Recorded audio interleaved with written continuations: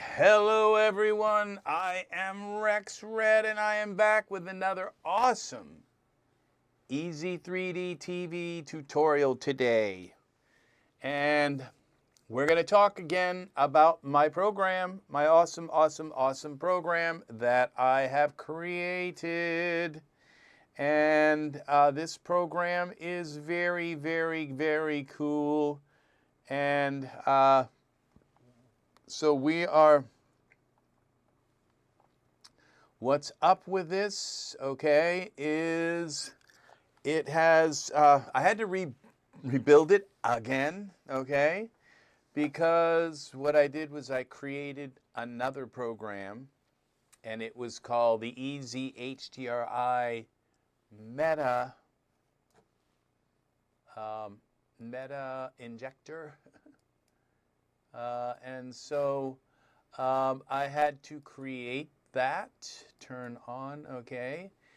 And so we are distorting, and we have lost our microphone on one side again.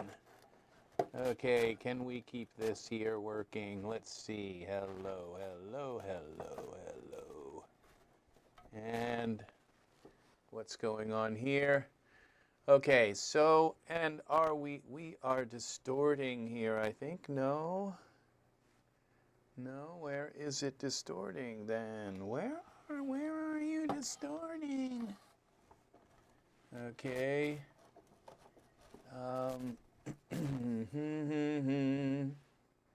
Okay, that's okay.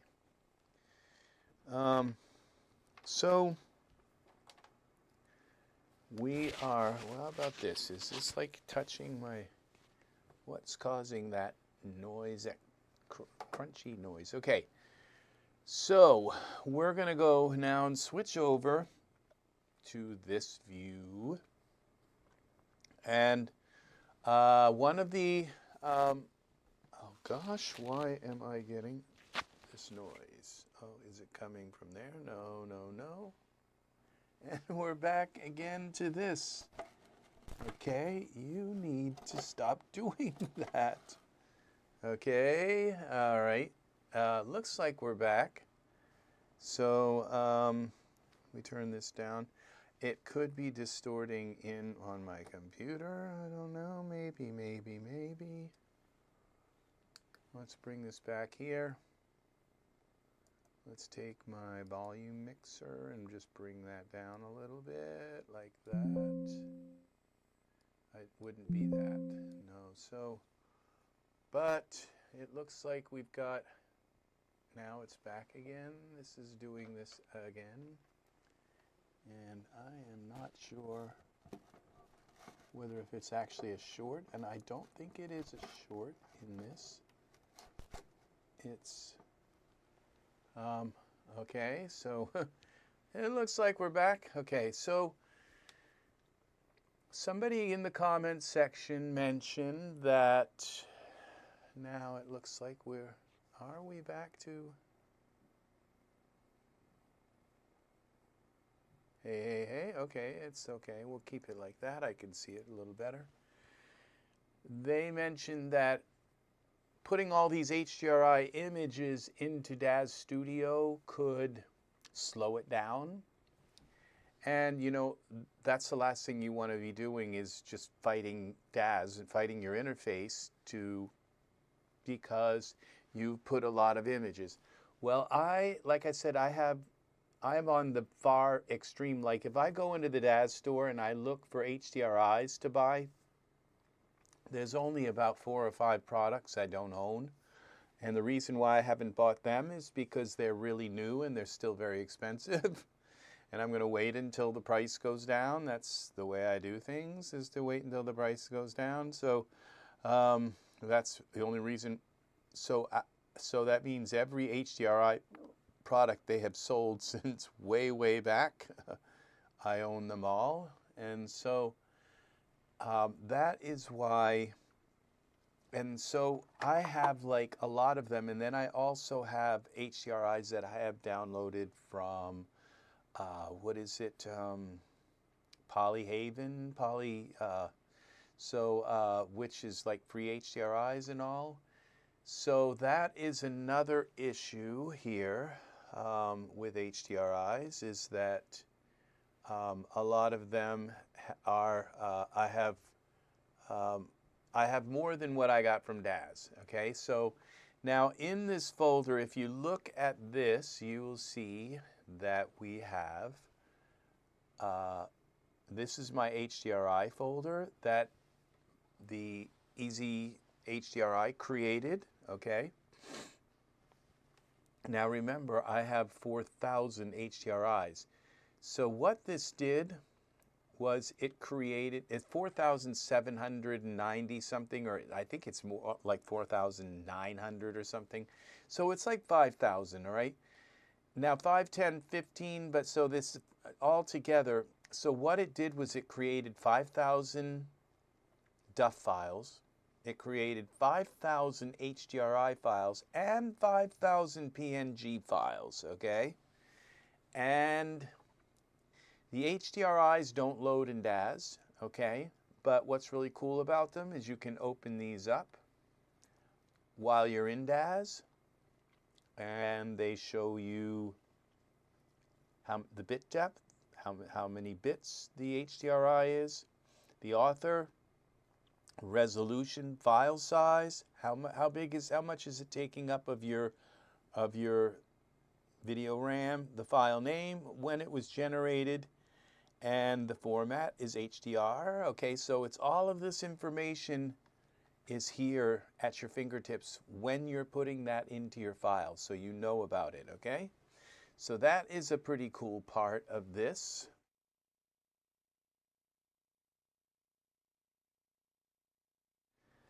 And then, but when we come out of here, that's 15,000 files, okay? That this EZHDRI creates, okay? But how big is this folder, okay? And that's when we find out it's 347 megabytes, okay? And 347 megabytes on the disk, which is actually says it's 318, that's not even a gigabyte. It's not even a gig. And most of the things you download from the Daz store is a gig. Like one HDRI is like 3 gigs, if it, sometimes even 4 and 5 gigs if it's a 16K image, okay? 5 gigs for one HDR. And this is 14,000 items that aren't even a gig. It's not even a gig. And when you open up Daz Studio and you look at them, okay, I'll show you a little trick that Daz does, okay? And it does this with all of the content. That's why you can have, you know, a million items loaded in your store and not have it and not have those items like bog Daz right down. So we go into here and we look for our HDRI. Okay, we are in smart content, all right? And we now take a look at these HDRs.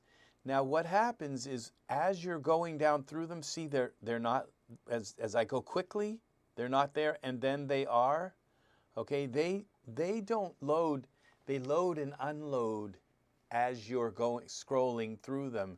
It's only showing you what you need to see in your view, okay?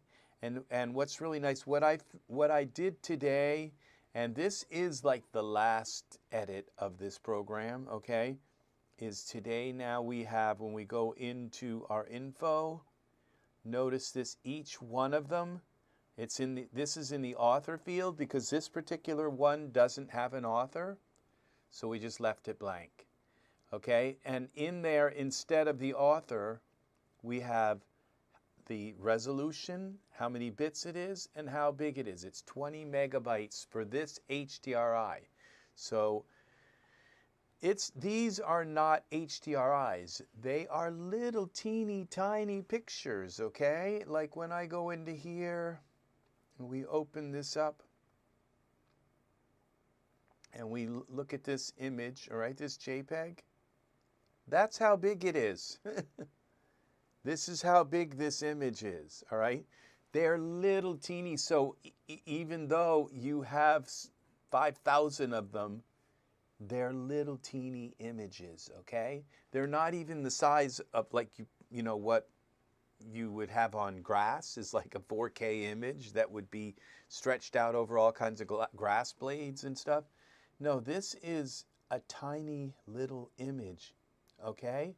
But you can look at it and say, that's that. I can see what that is. All right, that's what it is. So these are not HDRIs loading in your DAZ,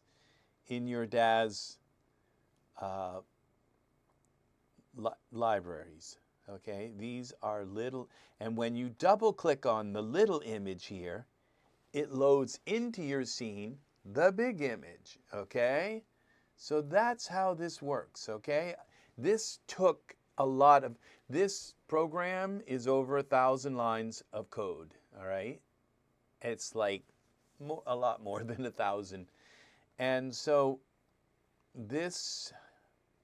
And what I did today was I took another entire program. It was called the Easy Meta, and it's nothing to do with Facebook. The Easy Meta Injector, and what that did was found author and all kinds of metadata, like it found out the size of the image, and it found out the bit depth of the image, and it found out the resolution of the image, and it injected those into, and so that was like part 2, where you'd run one program and it would make your stuff together, and then you'd run the other program and it would find all of this data and inject it into the DUFs. And I thought, why don't we just do all that in the first process? And so that's what I worked on today. And at one point, the program had completely dissolved, and oh my gosh, I was in a mess. It didn't work anymore. Nothing worked. Not the scan, not nothing, and it was just a disaster. But I got it back. And so this is it. Every one of them load. Okay, these little teeny images. See, they're little teeny tiny images, and they don't stay. If you don't open this folder, it doesn't load anything in DAZ, okay? And as you move through it, it loads and unloads them. Because if I go back down here, you see, they're not loaded anymore, you see? So that's what it does, is it loads and unloads them. And this is all of them right here. This is, actually it says, yeah, it says 1 through 1,200 plus. So it's a lot more than one. It's actually double that, okay? So, but it's actually one and a third more. So it's 5,000, so not 2,000 plus or 1,200 plus, it's 5,000. So that's how many HDRIs are here. And you can see, and this is an 8K image, okay? Before, when I would click on the DAZ, it didn't tell me what it was, okay? Now the 32-bit and the 773, how many megabytes is it? You know, is it 4 gigs or whatever? It tells you how big it is. 113 megabytes is the HDRI that gets loaded in. Okay? Where are you? Okay, this one must be big. Okay, this is a 16K. It's 217 megabytes. This image that comes in. These are beautiful. Look at this. This is just very nice. It's very nice to have this. So this is what we are doing here. We are working with HDRI, and so I'll show you the program, okay? And what we have here, this is what it looks like now. It looks like what it did yesterday, okay? And EZHDRI, you double click on it, that's what opens. And you can take this right here and you can stretch it down like that, because at the top it's going to tell you what it scanned and if there's any errors, okay? And down here it's going to tell you, show you the thumbnails. So you don't have to open the folder and find the folder and open it. It shows you that it's actually doing something, okay? And you just browse, find your Daz3D library like this, select that, okay, because it needs to know what drive it's on, and that it's actually called My Daz3D Library. Some people call it something else, okay? And then you click scan, and it scans. Now, I haven't tested the append yet, okay, to see if it got broken today. I don't think it has, okay? And so what you do is if you put a bunch of new HDRIs in you install them from the download manager, then you click append and you scan, and it doesn't have to rebuild anything. All it does is look for those new things and put them in, okay? So this is a very complicated process that's going on here with all of this, with the append, with over 1,000 lines of code. Yeah, this is complicated. So, but we did it. And so that is your EZHDRI. If you want to see it actually work, look at the last. Hi, Angus, I'm back. I'm back. I am for a little while. So it's just a little while to show my program off. It is done. So yeah, this is it. It opens right up. It's got a little progress thing that goes across the bottom. We can browse, and if you want, you can just click this purge and it deletes everything out of the folder. Okay, it deletes, and this program does not change your library. It doesn't change one single file in your library except in a folder that I create in your library. It's the EZHDRI folder. That's the only thing that gets changed. It scans things in your library, but it doesn't change anything. It only reads what's there. It doesn't write or change anything in those files, okay? So that is a very good thing right there. So this is it. This is what I have struggled to do. But, you know, the thing is that what I used to have, okay, and I've made videos on this, okay? This is my HDRI all, okay? Now, how big is this file? This has 11,000 items in it. And if I select all, okay, and I right-click, and I go to Properties, how big is this? Well, it says that there are, okay, I've got something making noise here. Hello, okay, what's making the noise?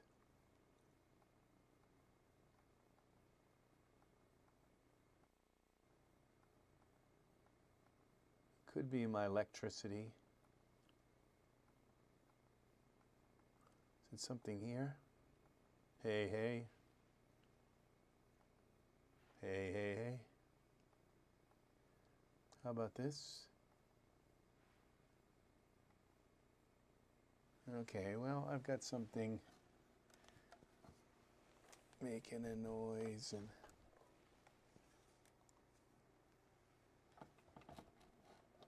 There's not much I can do about that, I guess.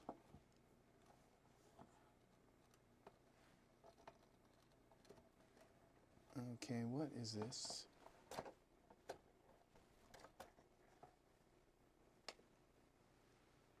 Hello?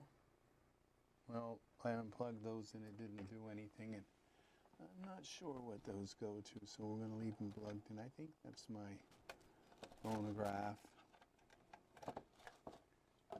Okay. So I guess that's,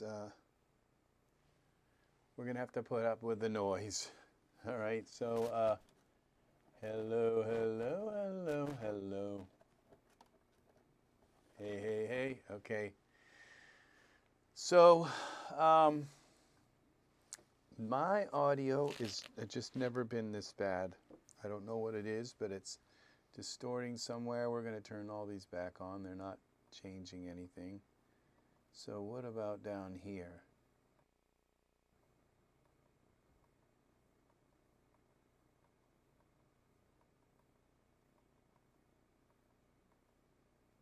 Oh. Well, it appears to be this. Okay, I think what's happened is this,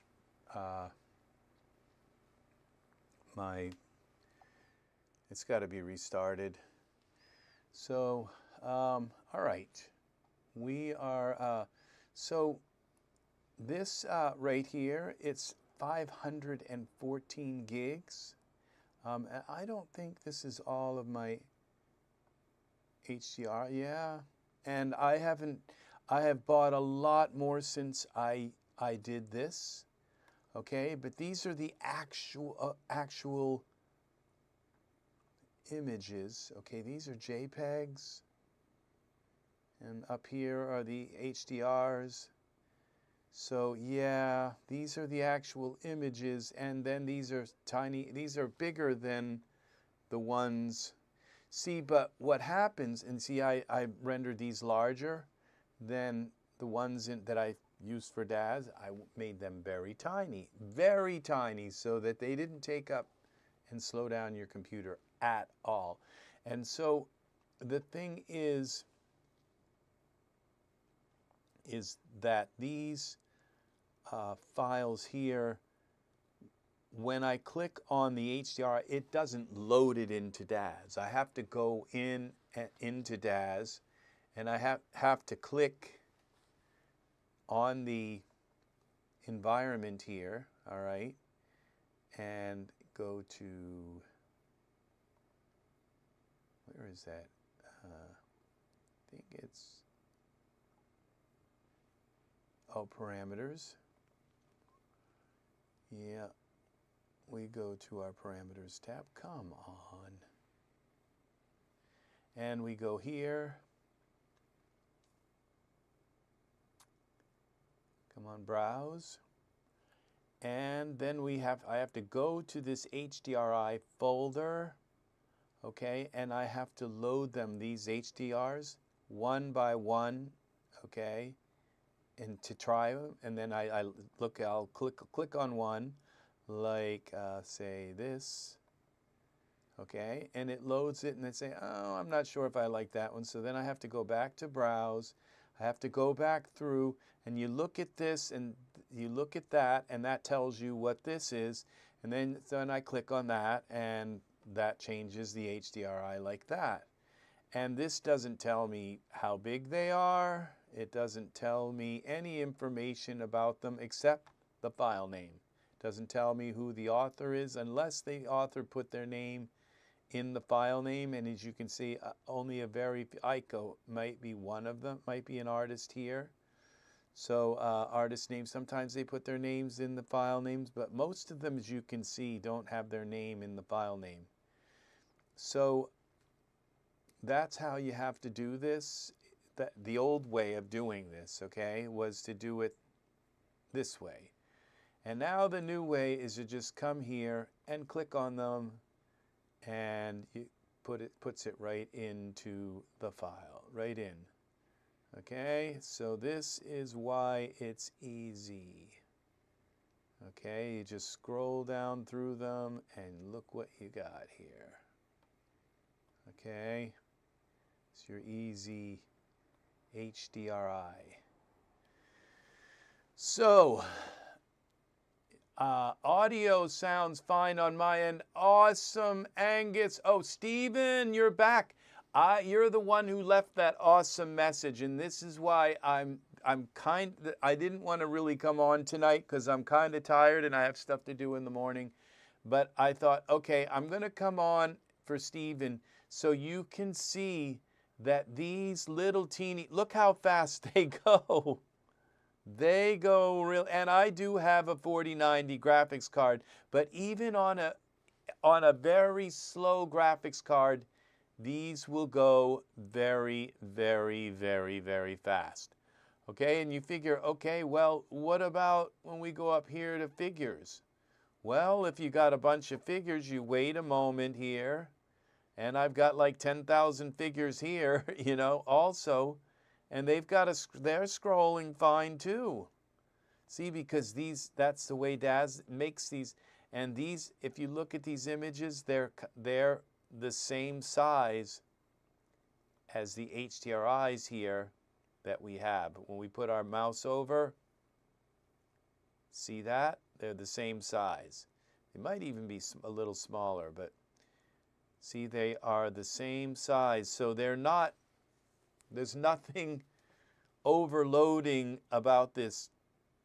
And you just click on them. And there you are. You're right there in your, and it's loaded. So this is the way this is set up. And what sizes? This is 16K, 32-bit image, and 189 megabytes. See, and I wanted to put it like on the version or down in this type. I thought, okay, we'll put it down in type. Or we even tried to put it on notes, like to come over here and put some notes. None of these let me do anything. The only one, the field that I could actually put anything in was the name, the artist's name. And so when there is an artist's name, as we go down through here, okay, see, it thought August Knight might be there. Okay, no, author. You see here this author, okay, is Orestes Graphics, okay? When they put their author name in, their author name is still here, but it was like a brainstorm again. It's like, how am I going? I just want to know.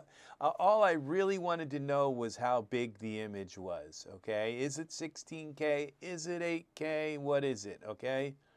Okay, see, this is 12K. Look at this. This is amazing. So,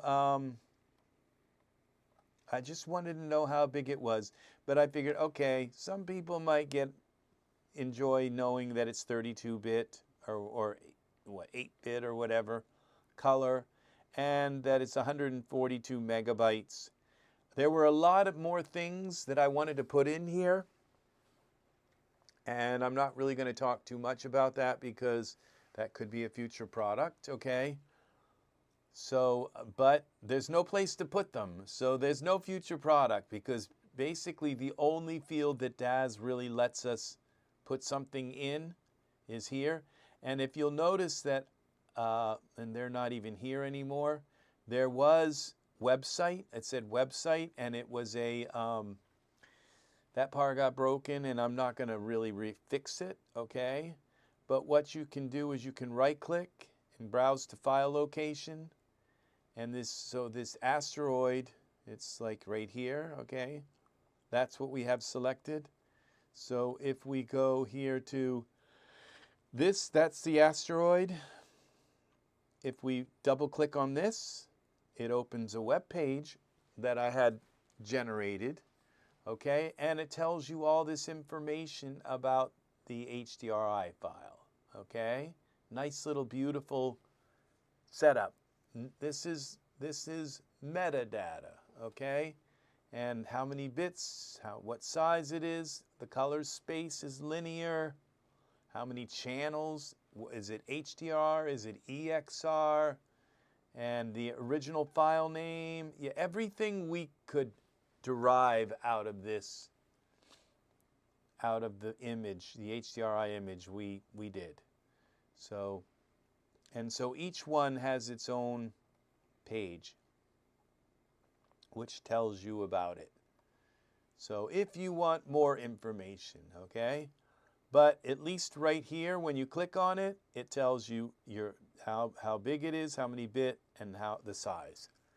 And that is a pretty cool thing right there. So, so I find like that now that I have that here, every time I click on it, I look at the size. It's just instantly, when it's there, I use it.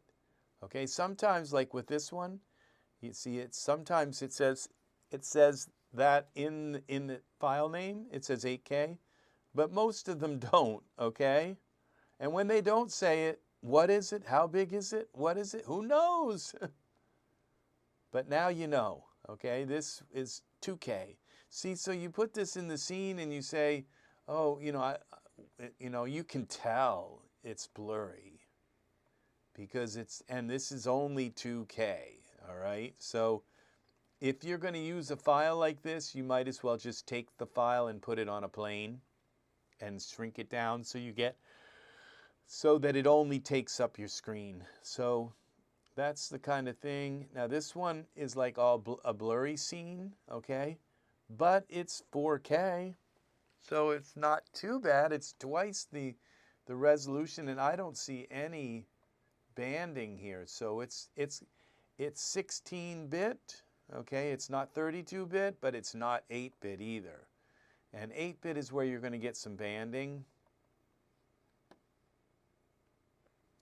This one is 16K.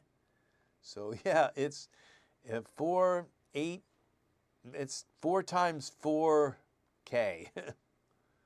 So yeah, and you say, well, this is like really kind of blown out and bright.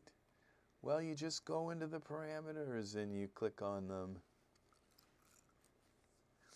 So this is what I have been wanting to do. So, you know, I figured, okay, you know, if I don't end up selling this program, if nobody buys it, guess what? I still have my HDRIs now. So 0.5, let's try that. See, now this isn't too bad. You bring that light down. We could go 0.7. Bring it up a little bit. There we go. And look at that now. So a little trick, you always put the horizon 2/3 of the way up.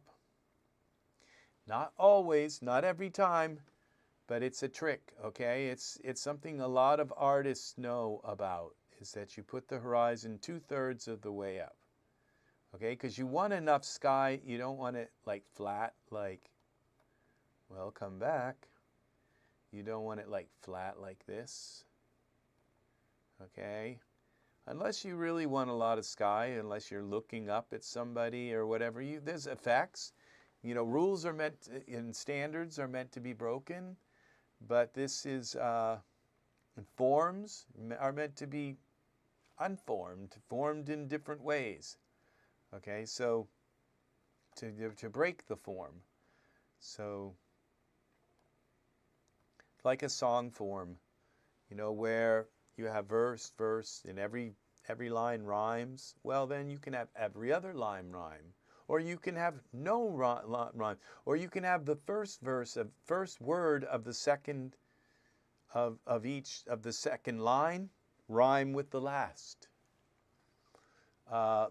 word of the first line. So it's a matter of breaking the form, okay? But you need to know the form in order to break it. And the form is 2/3 of the way up. This is your form here, okay? And then, and forms are meant to be broken, okay? But it's just, at least if you know it, then that's good. So now every time you put a new HDRI in, it's reset to 2, okay? And that is the NVIDIA default. This gets reset. None of these other parameters get reset, okay? And I wanted that on purpose. See, I could have loaded all of these into our DUFs. I didn't want that, okay? I want to go through and I just want the image into here, okay? That's all I want is the image. And so now this doesn't just scan like your runtime folder. This scans the entire Daz3D library, okay? So if there's an HDRI hiding anywhere, if some PA just thought they were supposed to put it in this folder and they didn't, and so it will find it, okay? If it's an HDR or an EXR, it will find every single HDR and EXR file. So that is the way it is. And it doesn't allow duplicate files, so that may be a flaw in this, because maybe there's an artist that put every file in a different folder and gave it the same HDRI name, and so it's only picking one of them. Well, that's the way I made it. So I just decided that if it's a duplicate name, now usually an artist will say this is the file name, and then they'll say like 16K, 8K, 2K. So they're not going to give them all the same name, okay, but have one 8K and one. Maybe there's an example where an artist gave the same picture, all the same name, and then put them in different folders. And so let's hope. So the way I wrote the program was to just use the first one it finds, and if it finds duplicates, to just not include them. And it turns out that it doesn't. Daz is really good about this. I don't believe it ever finds duplicates. So anyway, so because Daz has a very strict naming scheme, and that's why if you'll notice in every one of these I've used EZHDRI in the name, so that because it uses the file name at the beginning, underscore EZHDRI, so it doesn't interfere with Daz's naming scheme. Each one of these each DUF here has its own name. So yeah, this is it. This is how we do it. So yeah, these are nice. Look at these. Look at that. Now see, these are kind of on the bright side. Now this is 8K, which isn't too bad, all right? And we go into here, into our parameters. We might say, okay, that's a little bit bright. Maybe cut it in half. 1. Now look at that, see? This is nice right here. So yes, this is how we do it. So I just wanted to come in and let you know about the different changes, because today 2 programs that I've been working on, one of them was EZHDRI Studio, which is what makes the thumbnails and puts them and creates this folder here with all of these images in it. That's the Studio. And the other program was the one that gets you the size and the artist's name, because I don't really... Art, welcome, welcome, welcome. Oh, my hair is all... Yep, my hair is all...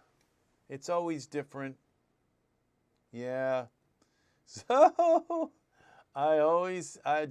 it's always something different. So, yeah, so people don't know me. It's like, do I know you? No, you don't know me. You never seen me before in your whole life. Ever. Not once. But you look so familiar. No, yeah, you must be someone else. Yeah. So, yeah, I dress up on Halloween as the stranger. It's like, who are you supposed to be? Oh, I'm a stranger. Yeah. So, yeah, it goes down through now. As you see, this doesn't look like very many here, but this, you just click through these, and there are 4,795. So that's the exact amount of these things I have. So, and it loads the HDRI in. So this is it. Look at this. What have we got? What have we got here? As you see, not one of them has failed to load. They never fail. They either all fail or they never fail. Okay?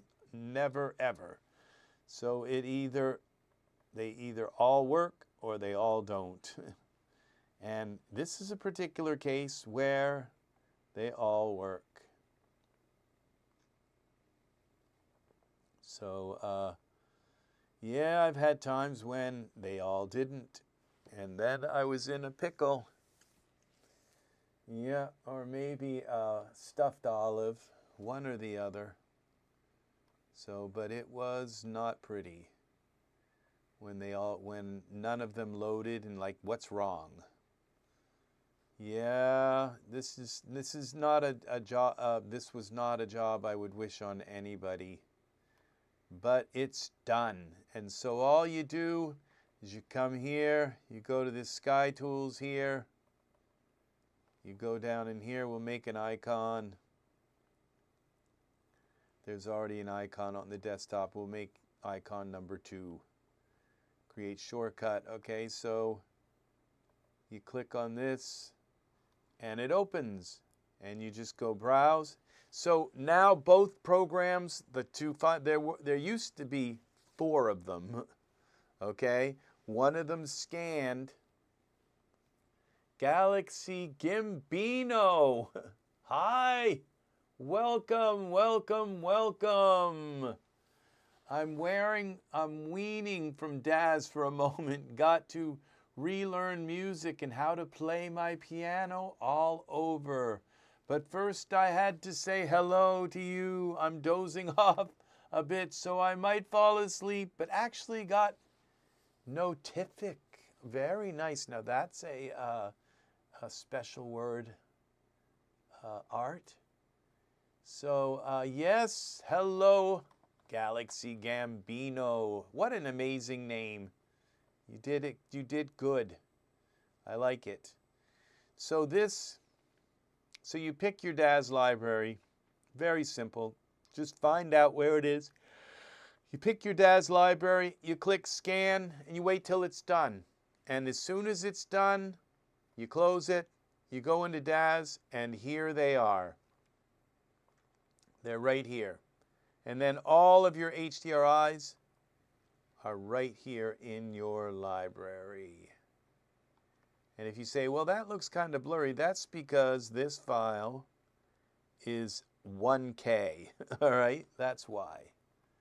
So it can probably create a nice, room for photography, but they are 1K. Now this one is 8K. So, so now you can tell by just looking down. See, every time I click something in the scene, now I look down to see what it is. Because it's there, okay? It's right here, okay? And the 16-bit, the 95 megabytes, they don't really kind of send me that. 95 megabytes is the actual size of the HDRI. It's, see, the size of the DUF file is 2 kilobytes, but the size of the HDRI is 9. That's how many megabytes your HDRI is going to take up of your video RAM. Okay, so that now you can see that. Okay, and we'll look at this. That's pretty cool. You can tell this HDRI has been rendered, but look at that. That's pretty. Somebody did a nice job. Now this is 8K as well, all right? And this is pretty nice, and I would say we go into, again, our parameters. We could tone it down, and we just have the swamp man come up out of the water. It could be just fine like this. Go to 1. But look what we have here now. And when we render this full screen, like this, well, it's done. So, but let's give it a few more. Now, for 8K, this isn't bad. So, parameters. Oh, we're going to go to render settings here. Progressive renders, maximum samples, maximum time, render quality off. And now we go here, and it will give us a few more iterations than 20. Look at this. See this? And you put the little mermaid right here on the rock. So, yeah.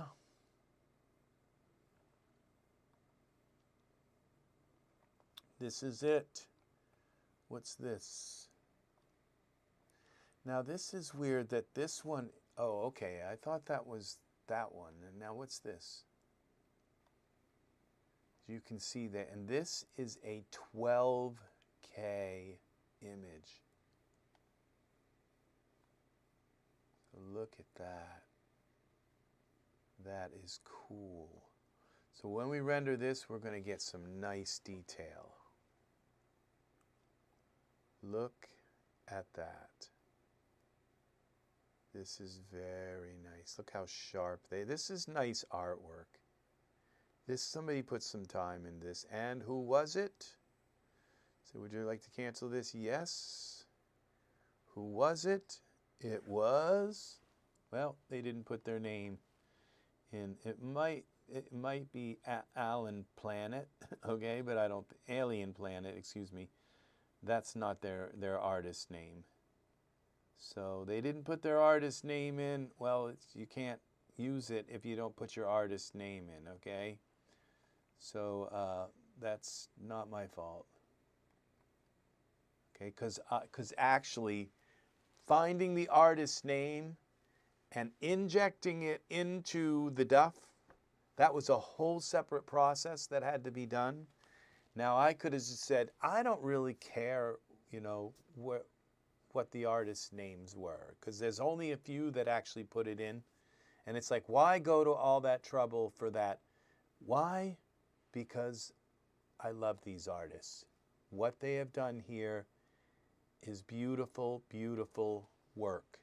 And if they've put their name in there, on their HDRIs, I'm going to find it and use it. Okay, that's, so, like this person didn't put their name. So you don't put your name on your HDRI, well, how can we put it in? So,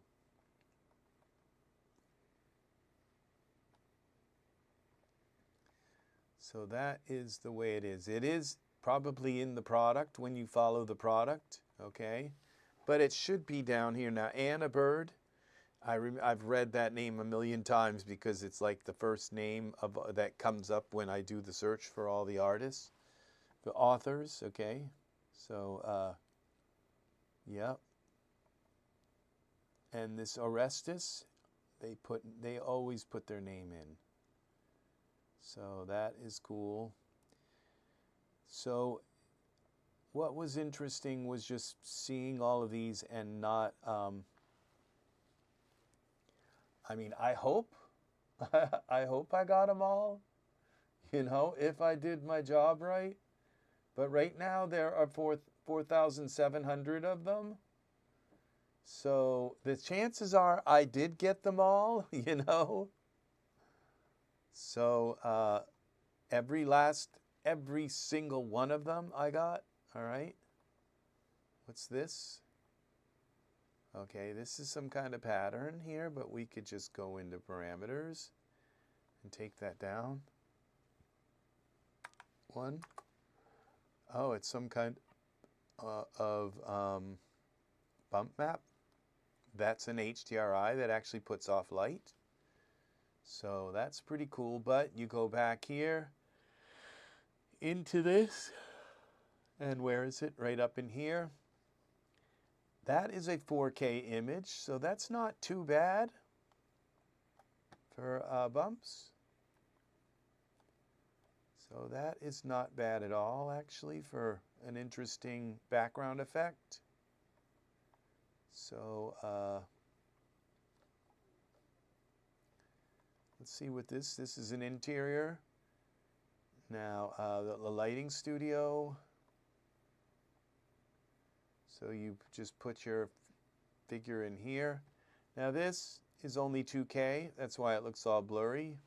So it kind of tells you what's up with your image. So more than kind of tells you, it just tells you. Okay, this is 4K, so this one isn't too bad. It's like pretty nice. There's some, you know, it looks kind of simple, but then again, it looks really intense. And what happens again? Okay, what are these? This is some kind of bunker. Okay, now this is a 12K, and this one is a 10K. So, of course, the 12K one is a lot better. And look at that. Yeah.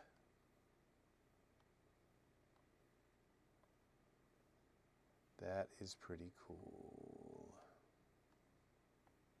Even this, you could have somebody standing with that in back of them.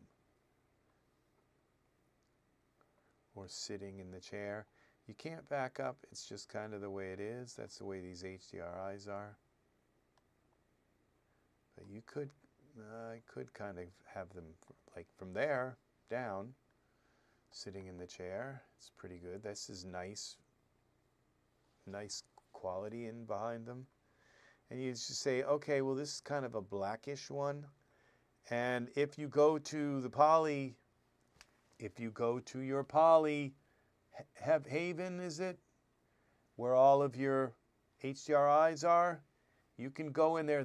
That's growing, has grown. Even just last month, people put pictures in there. So the poly haven, you can just go download them, put them in a folder inside your Daz library, and then click this here and select your Daz library, click scan, and click append, and it will add it. I'm not sure if that works yet. It's worked, and then it doesn't work, and then it does work, and then it doesn't work. So, and same with the purge button. So I have to check these things and make sure, because it's done now. I'm not adding anything. There's nothing more I can think to add to this, okay? So if you select your library, your Daz library here, and you select that, and then, because it has to be selected to either purge or scan or append or do anything like that. So if I click purge, these will all go away. Well, it's not that folder, but this folder here. It will take everything and empty the whole folder. Okay, and then you can scan again if something goes wrong or whatever. So that's the purge one. Scan, you click scan, you wait till it's done, and then you have all your HDRIs in your Daz. So if you don't want to sit and wait for them all, and you've just bought like 10 more HDRIs and you want them to show up in your library, then you just click append and then click scan, and it won't remake all the thumbnails and do all that. it will search. It has to search your whole DAZ library again. But it's a very special kind of very fast search, okay? Because it's only searching for PNGs, and it's not searching down into files. It's doing the quickest kind of search it can do to just find those PNG files and those EXR files. Not PNG, HDR and EXR files. So you click append and then click scan, and it will only, so it won't open every HDRI and recreate every, because it has to open the HDRI and then take like a snapshot of it, and then it can make these images, okay? So all you do is click append and click scan, and then it'll add those 10 images that you just bought. So I've kind of thought of everything here, and this is very complicated to add this append, because we also have that injection thing happening where it's injecting the author. It's doing another search looking for author, and then it's doing another thing where it's finding the file size and all of these other things. So, and it's injecting that at some point in the process of making these HDRs, thumbnails, and making the duffs, and making these. These are pretty cool here. So it shows you the picture here. And so all of this is excellent. I think it works. So abandoned lake. See, they're very tiny. Very tiny, so they're not going, they can't. They're too tiny they're almost thumbnail size, okay? So they're too tiny to slow down your library, okay? So here we go. So like I said, you go to Polyhaven, you download them, put them all in a separate, don't put them in with any other HDRs in your library. Put them in one folder and say, these are all my Polyhaven folder.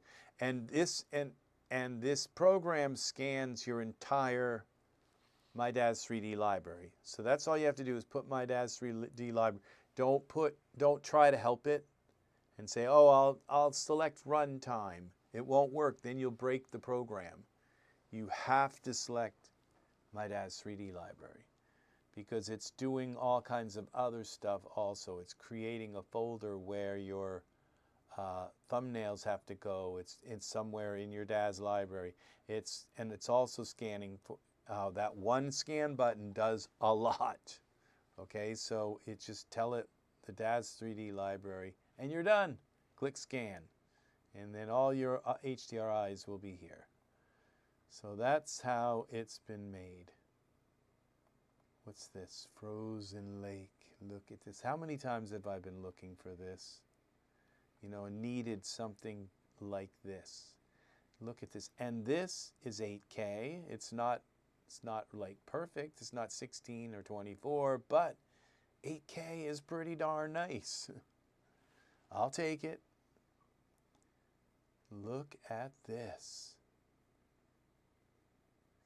This is really nice. I would still take this image and put it on a plane and make it, and so that it's still, you know, an HDRI on a plane, but it would have a lot more detail in it. It would be squished to.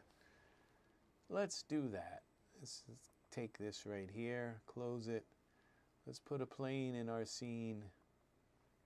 See, this is, once you put it in the scene, you've kind of captured it.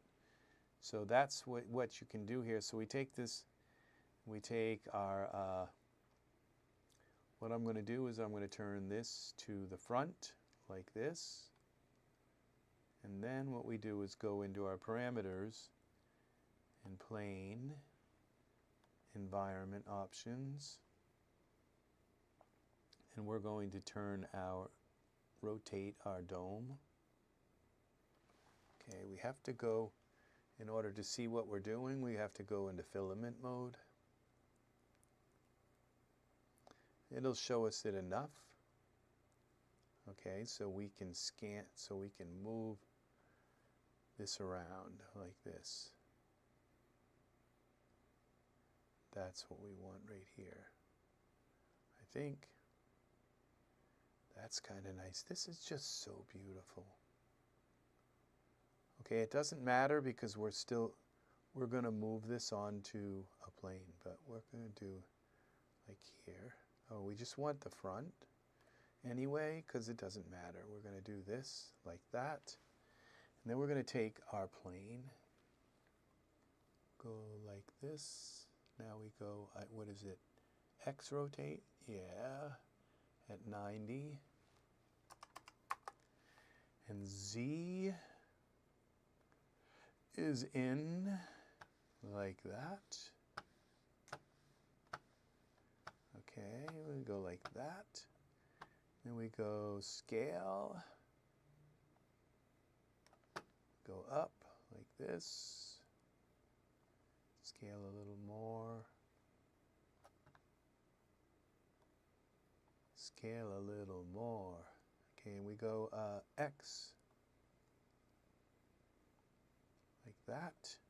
Now, this is the beauty of having this HDRI already in our scene, because what we can do now is just go to our surfaces, plane, and click on our base color, and there it is. Okay, which one is it? Frozen Lake. I think it's this one. Yes, it is. Now, look what we have.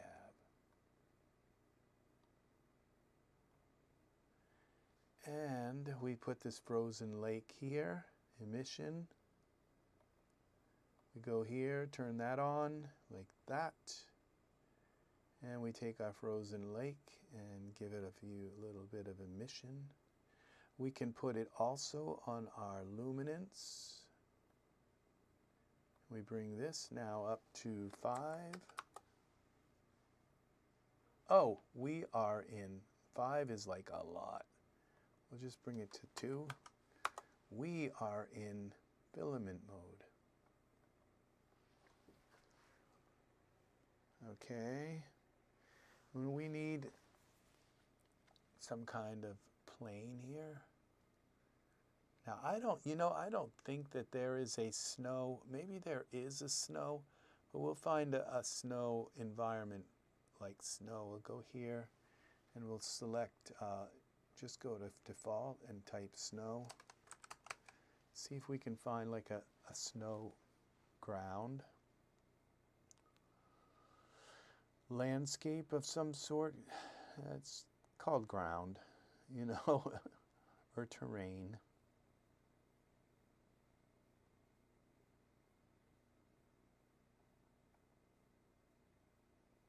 All right, let's take a look at this. Browse to explore product, props.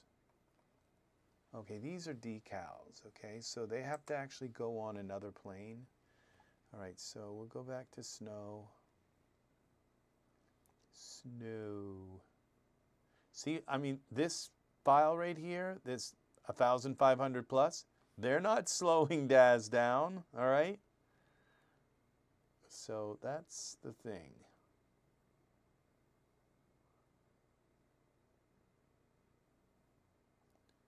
Okay, those are materials, overlay, prop. Snow pile, that's a prop again. Snow system. We might want to come back and visit that snow system.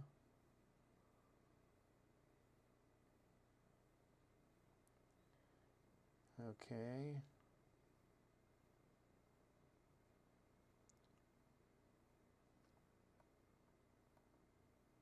Material. Explore product, default,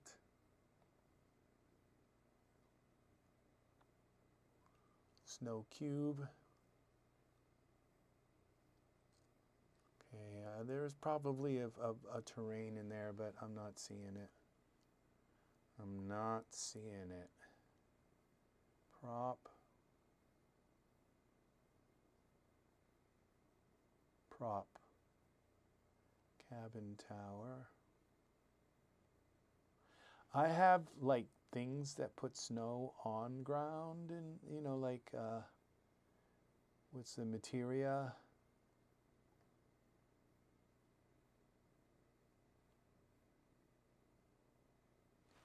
What is going on with my mic is making terrible loud noises today. I turn that off. It's that.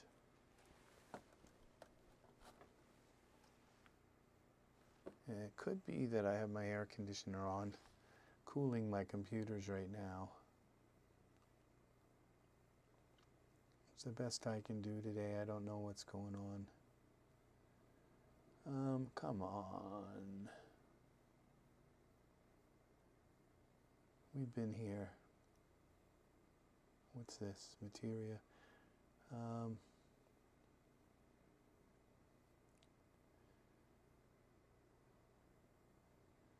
That we just tried. Materials. Prop. Water plane. Okay, we got some, all right, here. Set. No. Too tall. Prop. Mountains.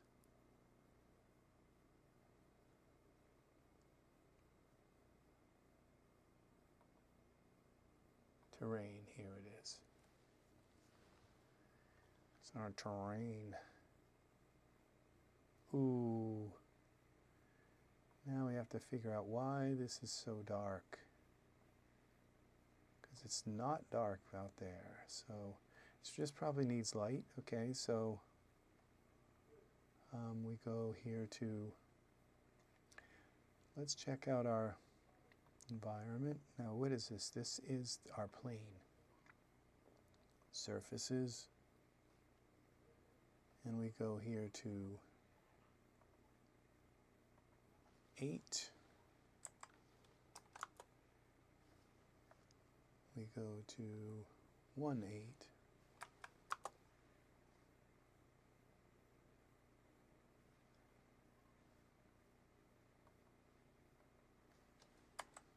It's 8, 8. Okay, what's up here?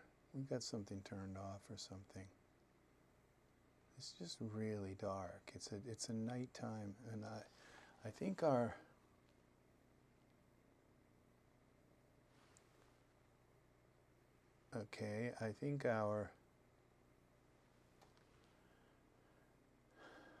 what am I doing wrong? Emission color. Okay.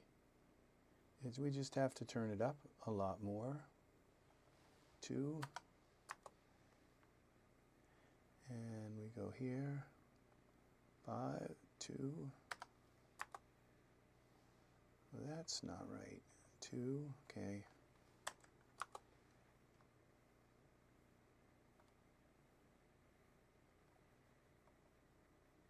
Scale.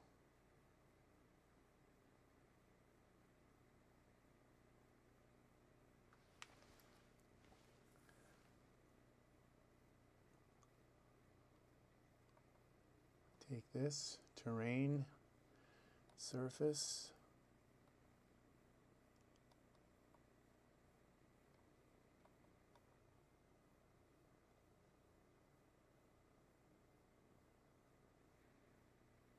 and that's how you mix that in.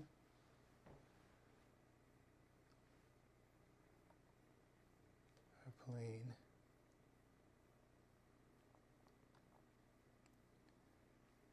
We render this. See what we have.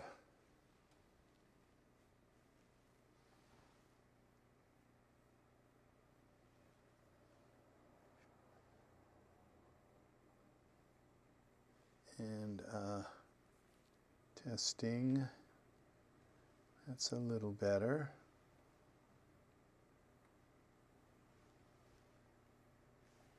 And if I go in, I think I know what's wrong here now. I go into here. I know exactly what's wrong. this right here. Hey, hey, hey, testing 1, testing, hello, hey. Oh, we go down here, this is it. Select this, that we bring that up, bring this up, okay, you see that? Then I can turn down the amp in this. Okay, hello, hello, hey, hey, hey. Okay, that fixed it. Now look at what we have here. See how nicely? The thing is that this... Okay, so now what we can do is we can come in here, cancel this render. So you know what's wrong with the back? Is the sun is behind our plane. That's what's wrong. That's why I had to brighten it, and now you see the shadows, because the sun is kind of behind it, and that's why I had to brighten it. So if we go to our environment options, and we just turn the dome, it's going to become really bright. See, like this.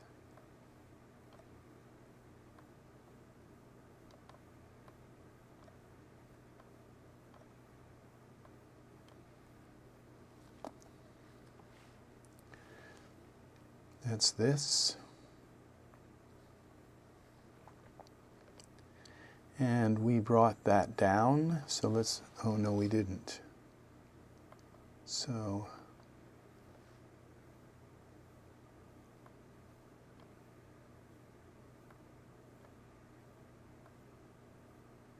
but we could. Now we could take this down to 1 or 0.5, 0.2. We could turn this off and just let our background illuminate our plane.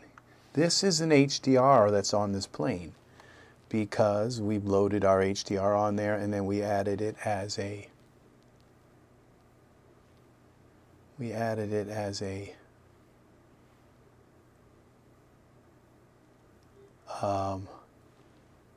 it has been a long time, Angus.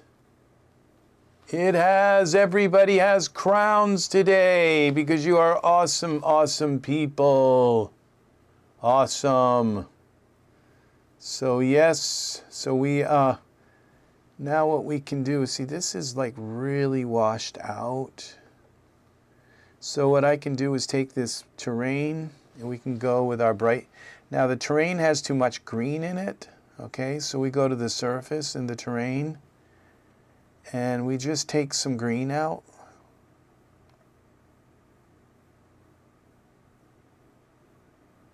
Okay. That works. We can close this. All right, the terrain has to, now it's not as green, but it's actually needs a little more.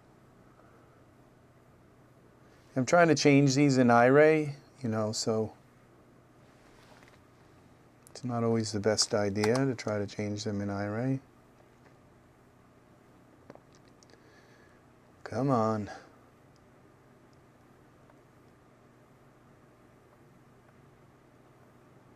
Okay, I think that works. Go back to iRay and see what it looks like. Now, our back to our environment option. Now it's too green again. I gotta fix that. All right, so I think we were better off the way it was originally. Okay, go back to our plane. Plane. Okay, that's our terrain actually. We bring this down a little bit like that. See what that looks like.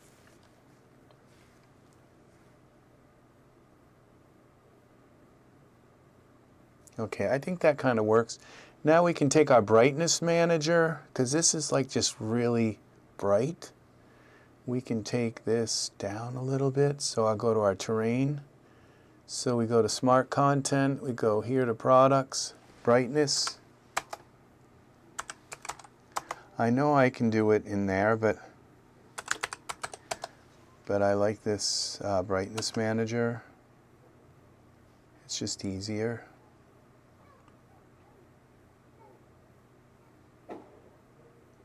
Come on.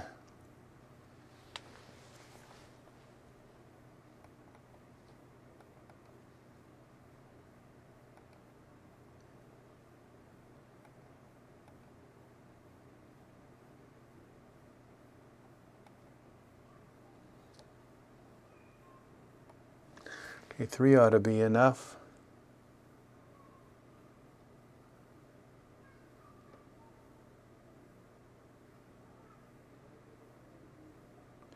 Four.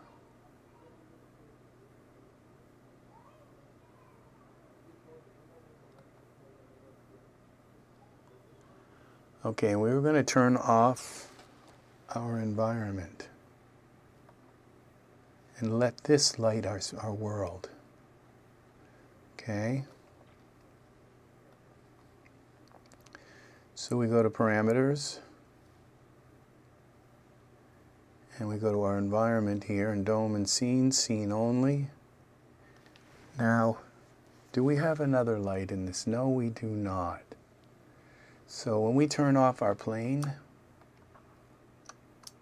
no, not the plane, our scene should go black. Oh, we have it does go black, but we also have I think a camera light. Create new camera. And so this is obviously what's lighting our scene. This is putting up a lot of light. So we go here to our plane and we just dial it down some. Parameters. See, you have to take and find out where your light sources are and get control of them, okay? So, so now we go into our plane, back to surfaces, plane, and we take and go to our plane is, okay, is down here. And we just take this 2 off.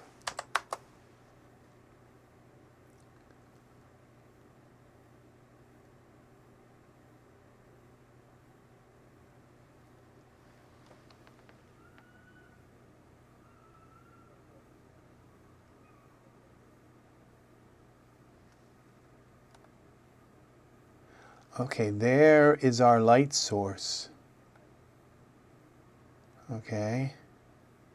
You wouldn't think that little sun there is causing all that, but it is. Okay, so what we can do is move. If we move this back more, okay, this is the trick. Because it's so close, it's lighting the land. And you want to find that balance of moving it back like this. Making it large again, parameters, but it's so far away now. Even though you're making it large again, it's far away, and that same amount of lumens aren't going to travel so far. Okay? Then you can make it brighter.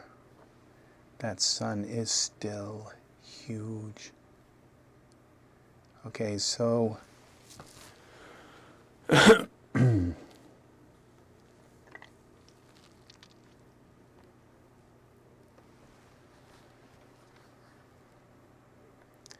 every time I do this with a sky, I have to remember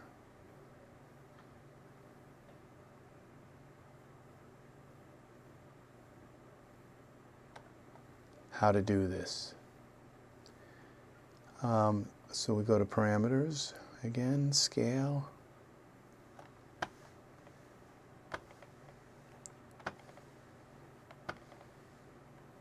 And just because you're making it big, it doesn't mean that the light's going to go that far. Light is an energy source that needs enough energy or it's not going to travel that far. And so you move it back far enough and it's going to stop shining on your land completely.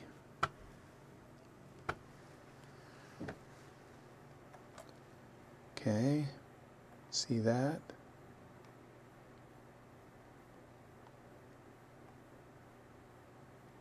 That doesn't look like it stopped. And the thing is that okay, content, okay, we go back to surfaces for this plane.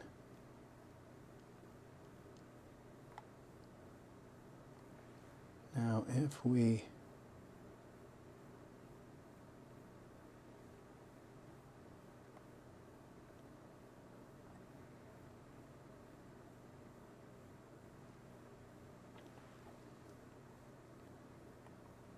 scale this some more, make it really big, then that sun will go further away from the land. But now it's just becoming a big wash again.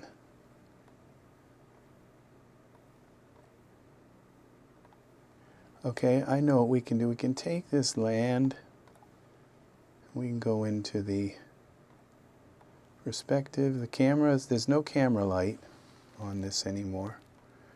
We can take this terrain, surfaces,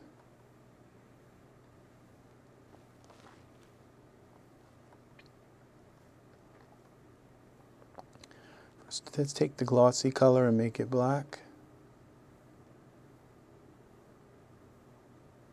See what happens. That didn't work. Emission goes no emission.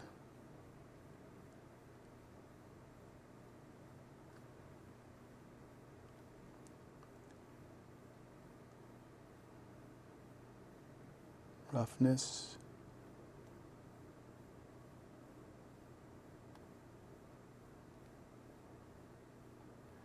Is there an IOR?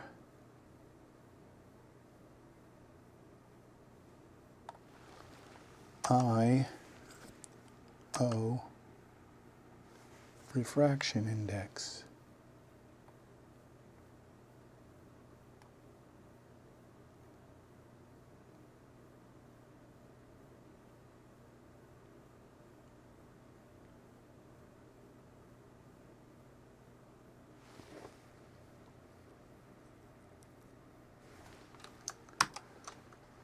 No. Bring this up. It's going to be brighter.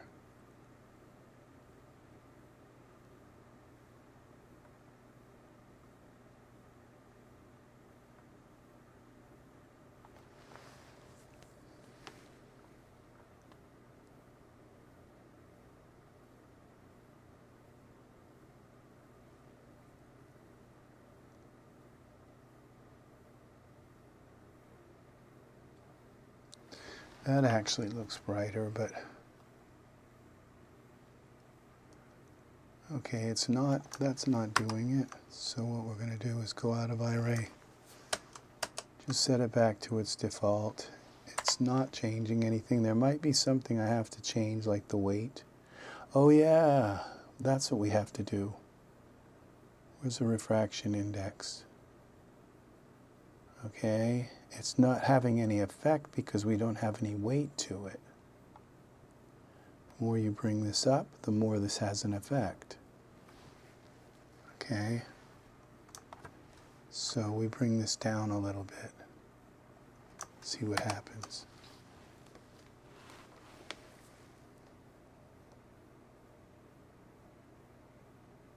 See that what that did? Now this is controlling it more.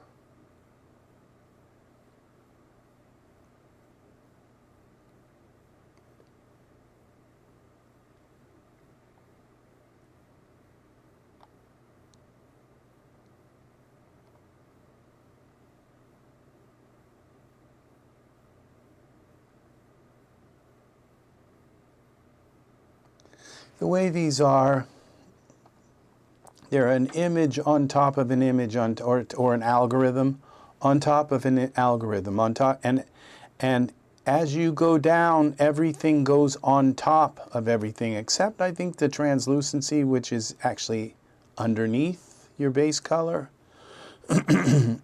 And but as you go down, these things are in like top coat and all these are, see, they're all top coat.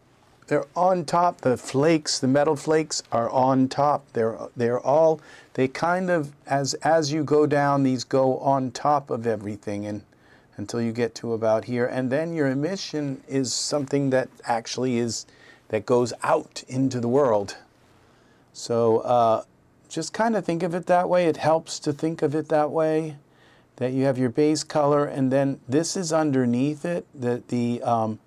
Now this translucency weight, it's what you see underneath the base color. I believe that's how it works. And so, yeah, this, so we just managed to bring this down. Now see, this isn't matching that color because there's not enough green here. So we're going to go back out of here. We'll go back up here. We'll bring our green back in. Okay, see, your eyes get used to knowing what color is missing. So now there's kind of too much green, okay? But that's what's happening here. So we're just playing around with the green until we get it to match. This is red, that's blue. So there's a little bit too much red.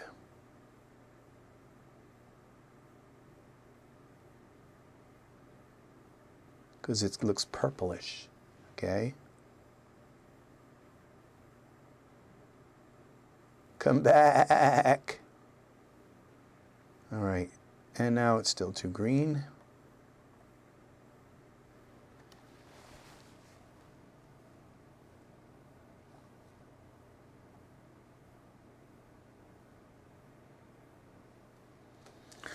We're getting close.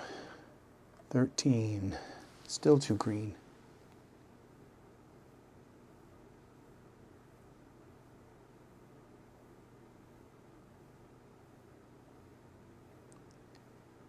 Okay, I think we'll go to 14.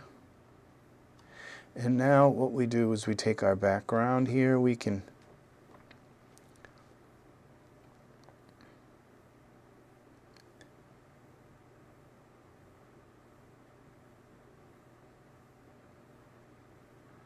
see, that is pretty perfect right there.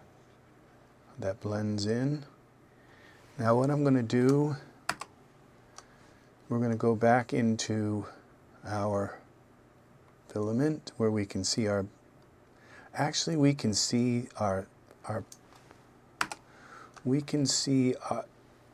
you can't see an HDRI in texture shaded mode, but you can in filament. But you can see one of these planes. This plane is technically called a mesh light. Okay, so when we go into texture shaded, it's still there. Now the plane goes away, but this doesn't. Now what we're going to do, parameters, surfaces, the parameters. Okay. We're going to go Y scale.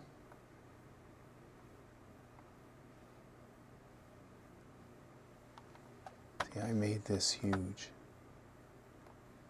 Oh, 0. Y scale, you can't scale a plane Y because that's its thickness. Okay, so you have to scale it like X. Like this. All right. See where we're going with this?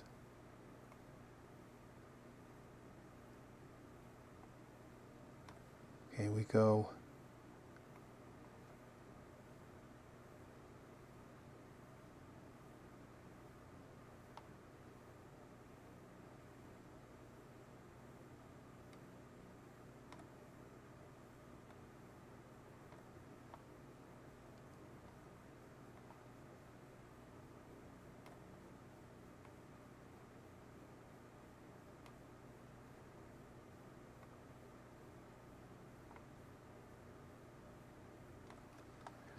Okay. So, you know, it's an 8K image or it's a 4K image. So, okay, now that changed this a lot.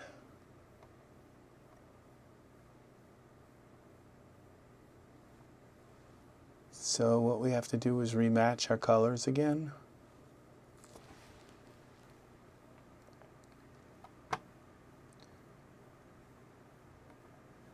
Close these.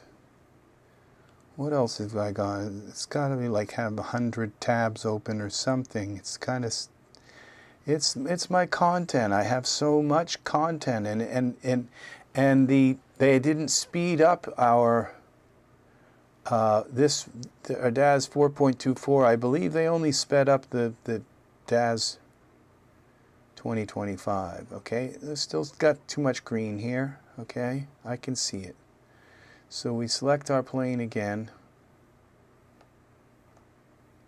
and here, terrain,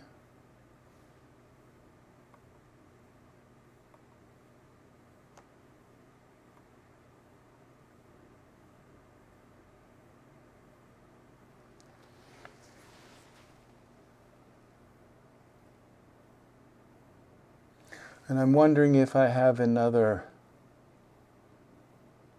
okay, remember I made the plane, the ground like really dark. I used our brightness manager. See, so we can come in here, just bring it back up.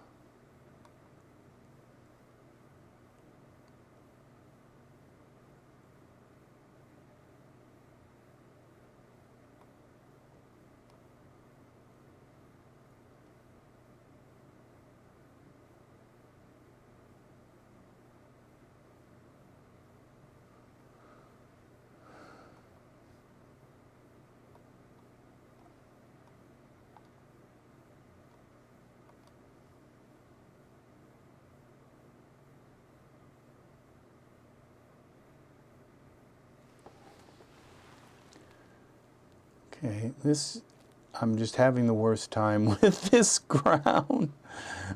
I am. All right, so we'll get it. We'll get it.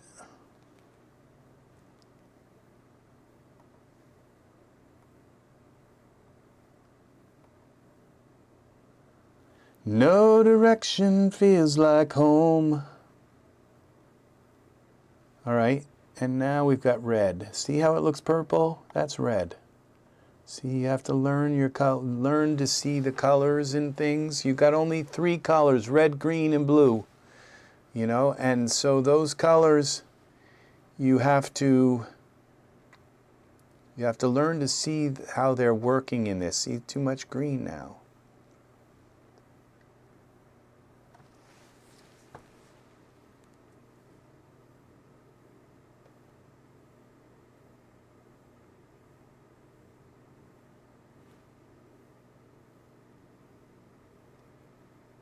Okay.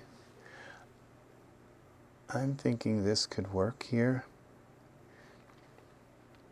Now, I have this program. There's still too much red there. Surfaces, terrain. Okay.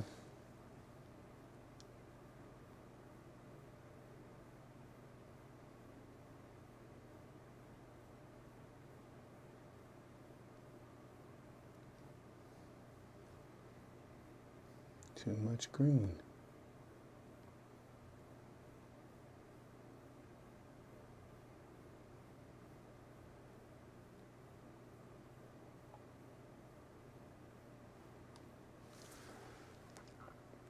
Now, an HDRI you can edit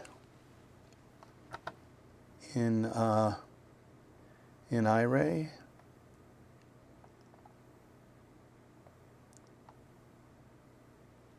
Okay, see, I kind of want this grayish color.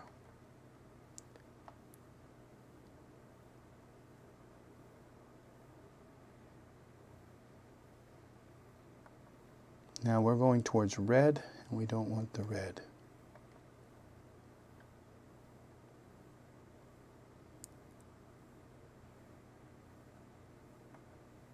Okay, that kind of works. Still a little too much green.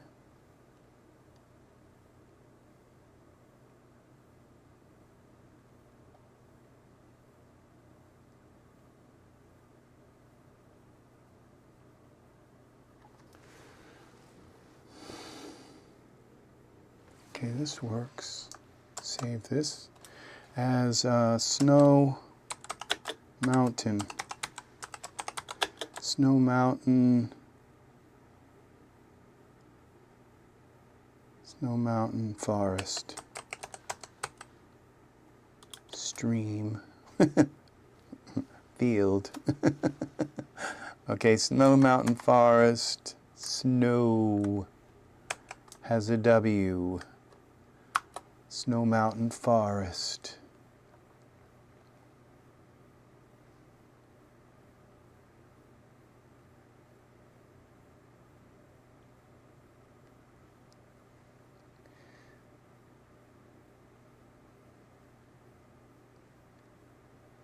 Now this sun that's over here that's really brightening everything, I mean, it doesn't look like it's much, but that's where this light's coming from. There's no other light source in this scene.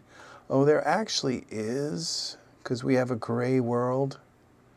So what we do is we go into our environment options. I think we have a gray world here.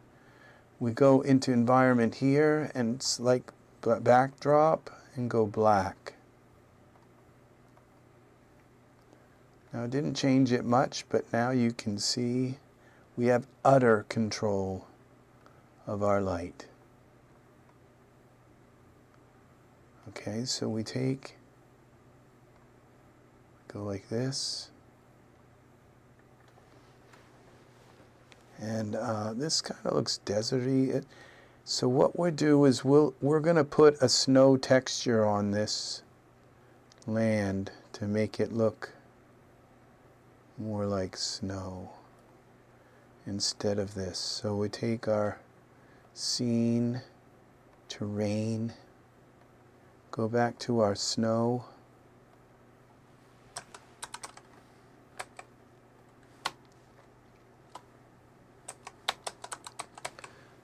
Okay, we could actually find that in our surfaces, presets.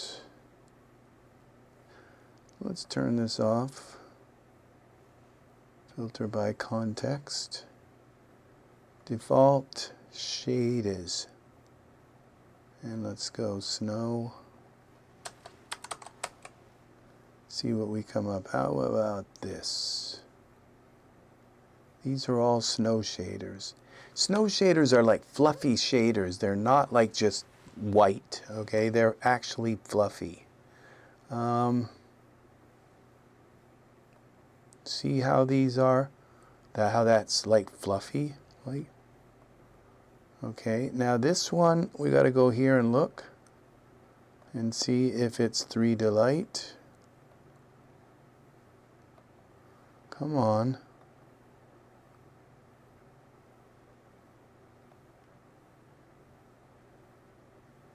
There's no, okay.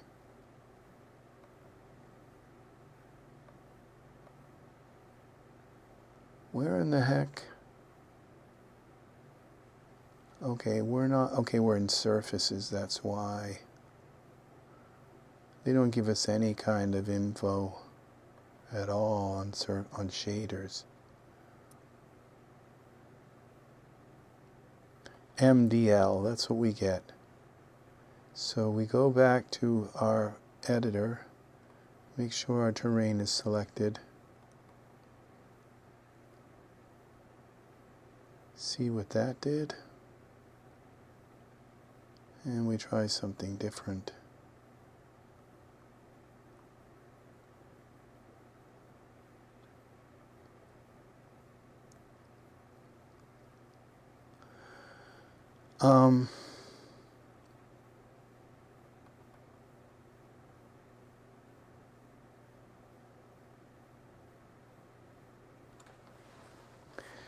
This is just putting off a huge, I've like turned up this light so bright.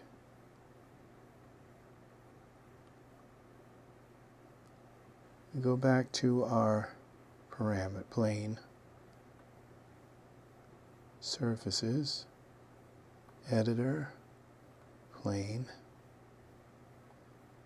We just got to take some of this way down.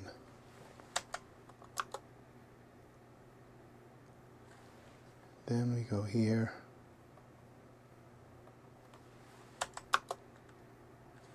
Okay.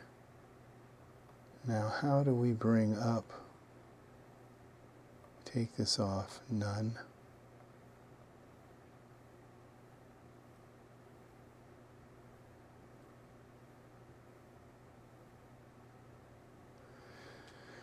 I've forgotten how to do this. Oh.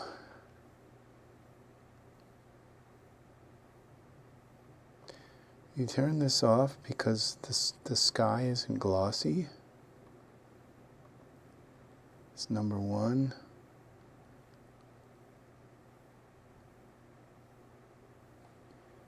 Then we go back to our plane.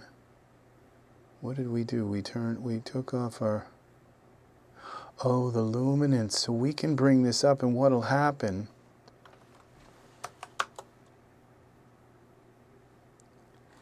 is because we had the sun image in there, that's where the sun was becoming the bright spot. But if we do this, then the whole image just becomes kind of bright, okay? It's not, because we're just bringing luminance up evenly across the whole thing. And not doing the bright spot. And then we go back to our terrain here now. We can go to our brightness manager, or we can go maybe in here. Base color is all the way up.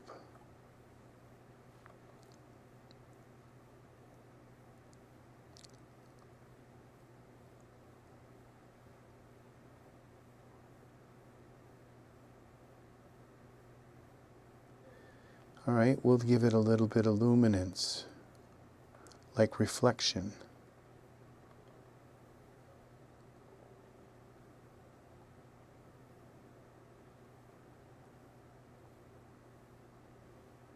Well,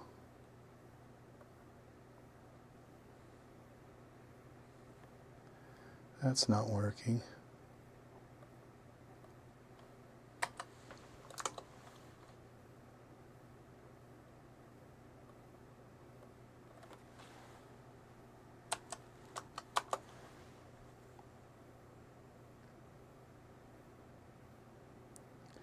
That may not work at all.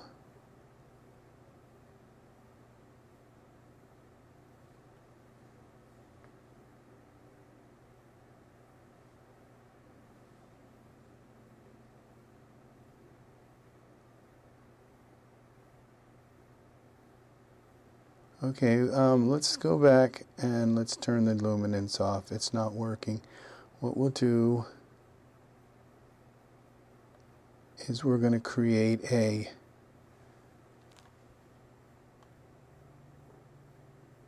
distant light.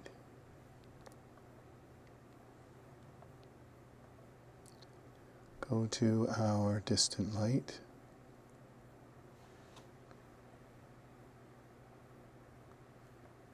Where's our plane? Okay, I can't see anything.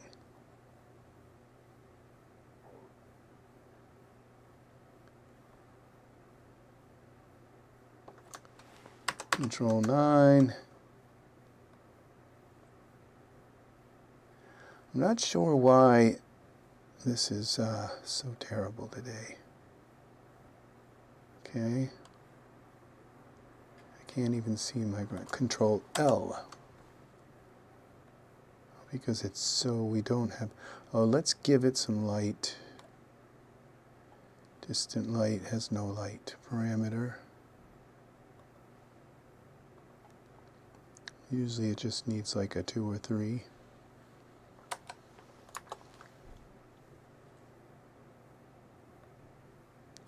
go back to our camera. Well, that brightened it terribly. Camera. Back to our distant light. Let's kind of do it intelligent. Okay, this is our piece of land. That's how far that is away. That this is this little teeny tiny thing here is our piece of land. So we're going to come at it from the side like the other sun was doing. But now we have control. Go back to our distant light. Okay, let's go back to our distant light and bring it down so we got that shadow going across it.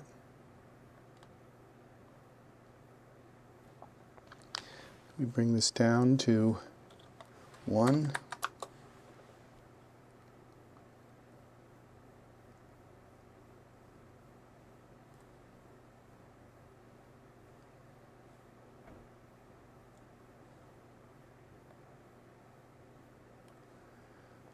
Okay.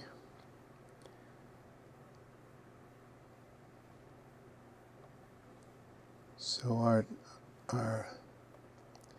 terrain is terrible. Let's go back here now to our terrain. Presets.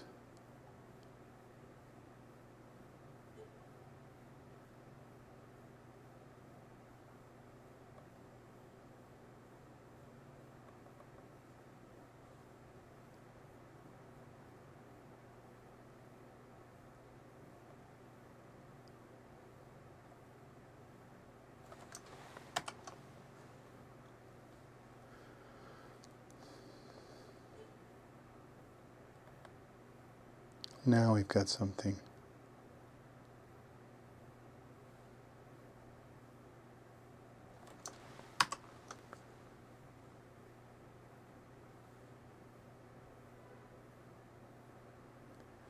All right, I didn't mean to do that. We need our distant light. That's what we're going to do.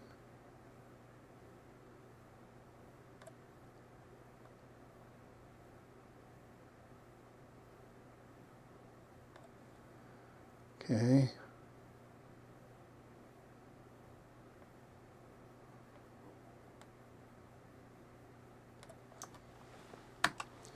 Iray. You have to get the right shader that has the right, okay, kind of look. And this isn't bad, but it has, it's that gray color.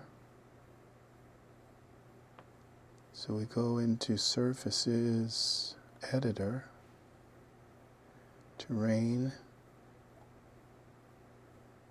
Okay, there's our glossy color. Let's go with white.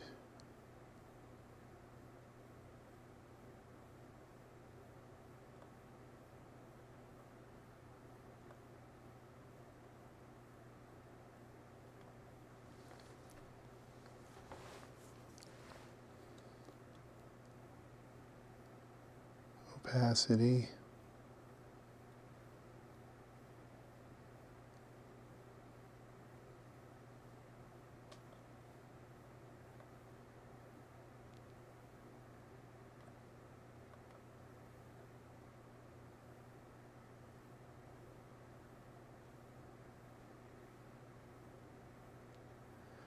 We're getting somewhere. It's too bright. I mean, it's too dark.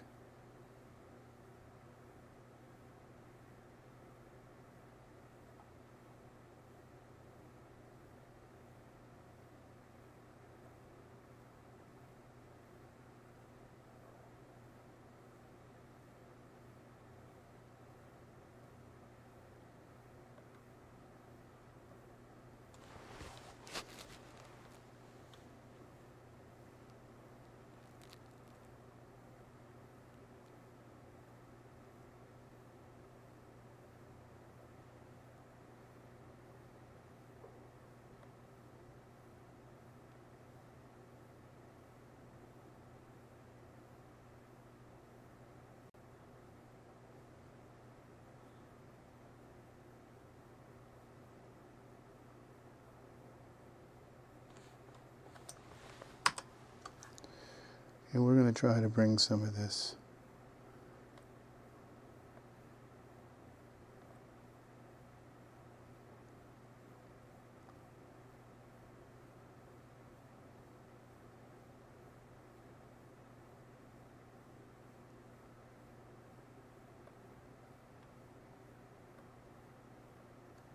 sub D displacement level. That's actually, that's because of the actually it's like a layer on top of there.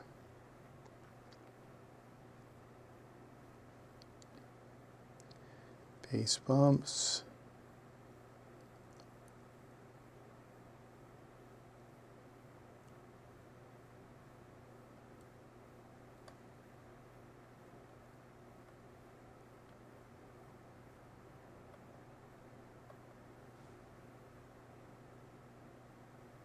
Okay. Oh, it's a diffuse.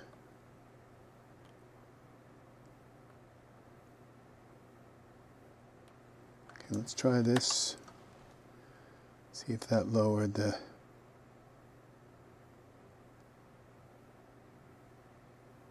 kind of. Bring that right out.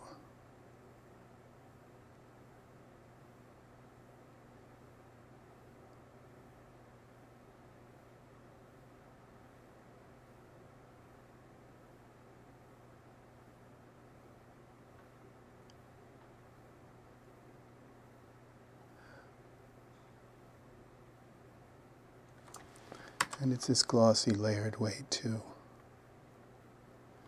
It looks white, but it's actually this kind of brownish color.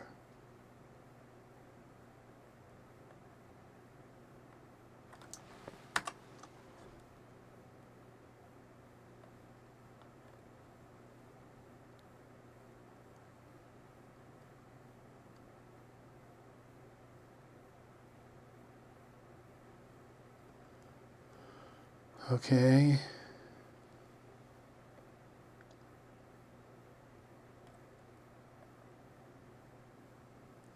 This isn't working.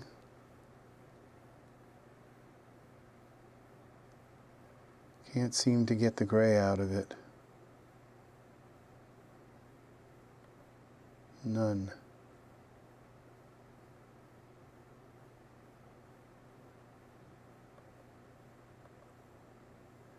These gray maps.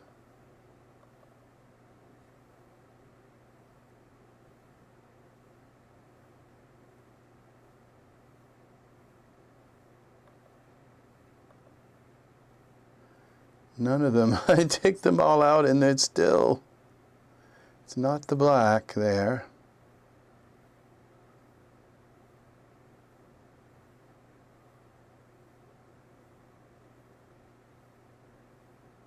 Okay, we just have to use a different snow. I can't figure that one out. It's probably, oh, okay, I think I know what it is. It's, remember when I took that brightness out? Well, it might still be here, part of this. It might be like a setting that is like a, what's it called? It like, not exposure, but something like that. It's in our tone mapper, but it's different. It's, yeah, exposure.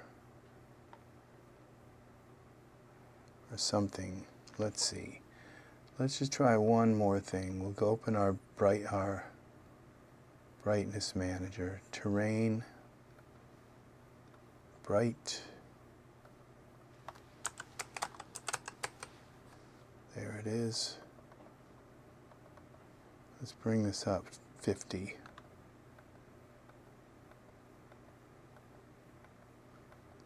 It's not working at all.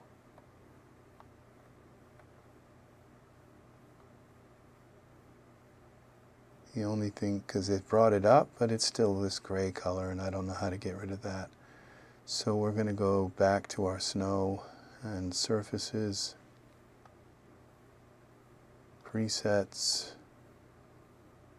find a different snow.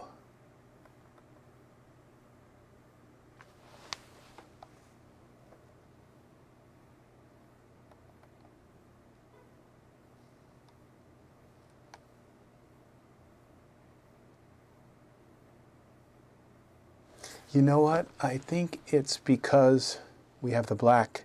It is because we have a black sky environment background. If we go white here, that didn't work. Nope. That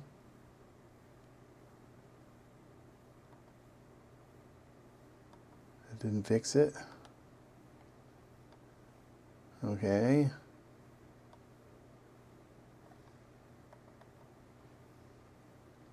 Scene. Okay, maybe I didn't change it. Let's see. Scene. Yeah, terrain. Oh, no, we have to go to editor and make sure they're both.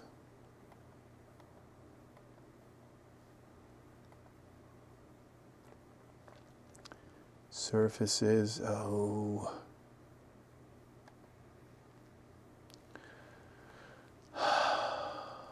Okay, presets.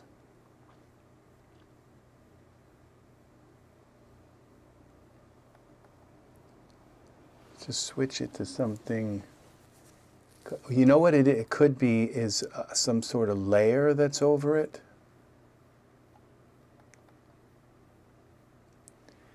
And the only way to get rid of that is to reset the Uber base.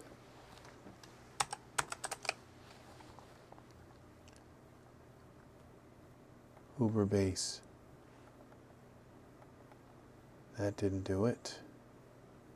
See, and that tells you something's up when the Uber base didn't change.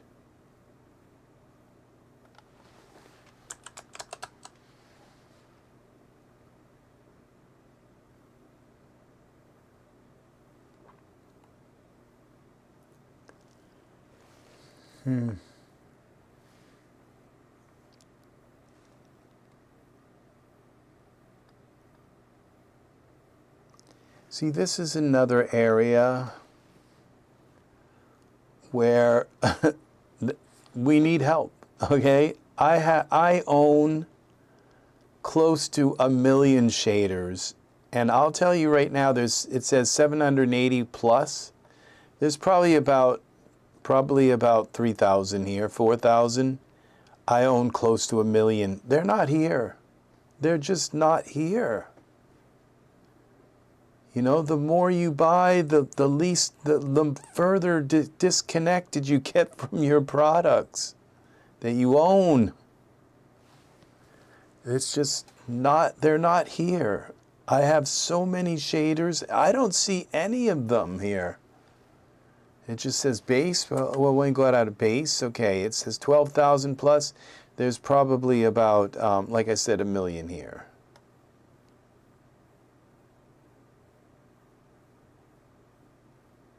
So, this is metal. Okay, finally we got something that sort of changed it, but there's still something here that's not right.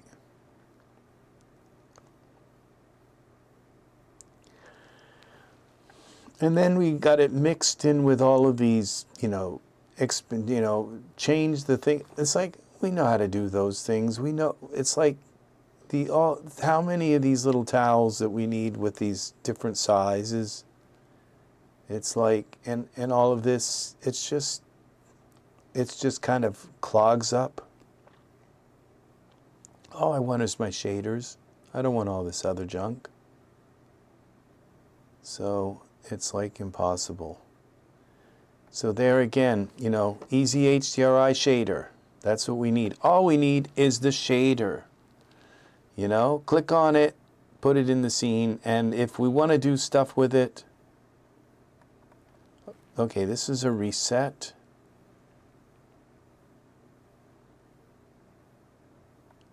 White gloss. White.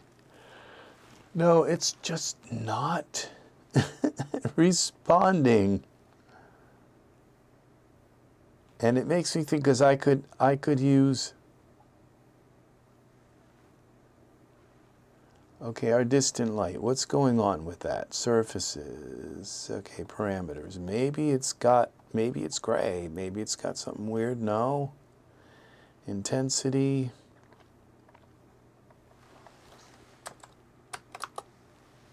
Okay, that kind of brought it up. So, okay, I'm starting to figure this out. Okay, we have to balance this. Okay, this needs some, okay, what's wrong with this is too bright. And so I'm basing the scene on the brightness of this. And if I bring the brightness down, then I can bring the brightness up of my distant light. Once the brightness up is high, then I can add pigment to this. See, I told you every time I do this, I have to figure it out. Again, you know, it's like how to do this. Okay. Now we take this terrain here and we go to our Edit, Object, Geometry. There, that's smoothened it out. And then we can take this terrain and add some color.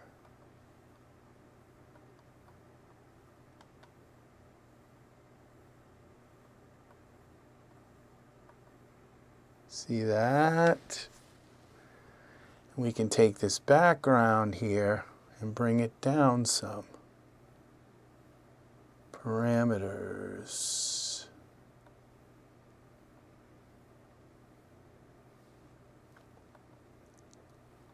Surfaces, plane, and we take our luminance and bring this down to 2, bring it down to 1. All right, and then we take the green out of this, our terrain, a little too much green.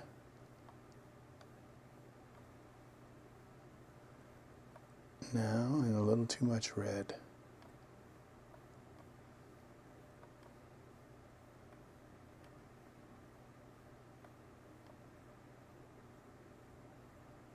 There we go.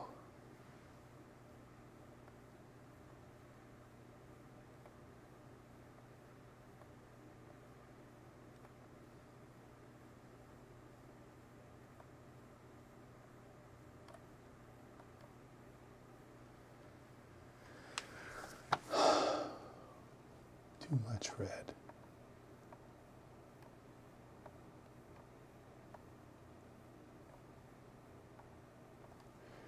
Oh, come on.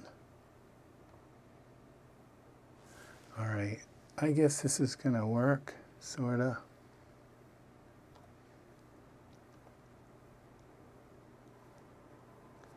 Let's take the terrain. Now that we figured out the terrain, these snow will work. Surfaces, presets, snow. Now I have a materia snow here, snow with ice, 4K. Ooh, look at that. 4K snow with ice.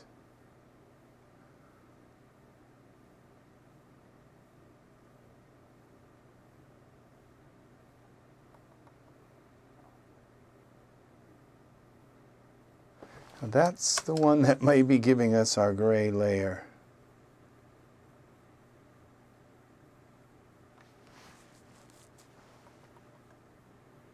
That one is too.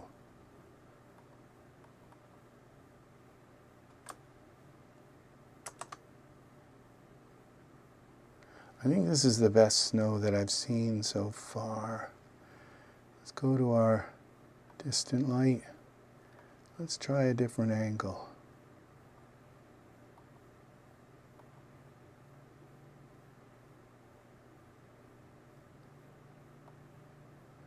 Okay, so what we did was we turned up.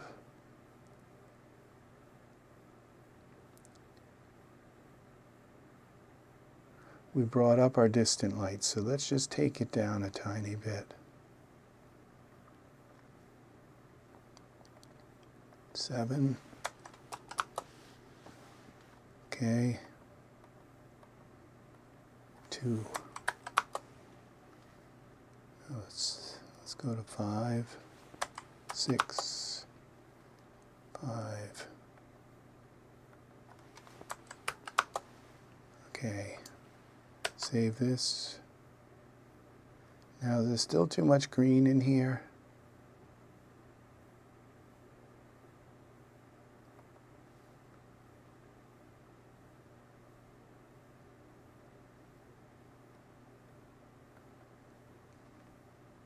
Editor.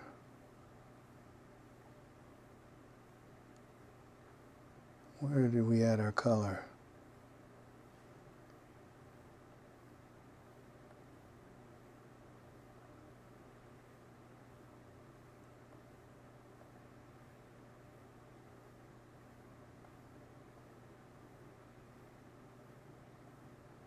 Oh, that's our glossy color. Okay. A tiny bit of red out of there. Okay, that mixes. And then we take tree.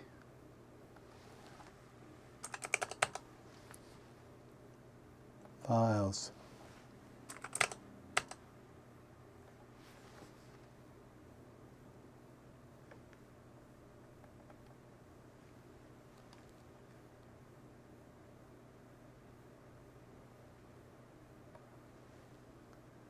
Parameters.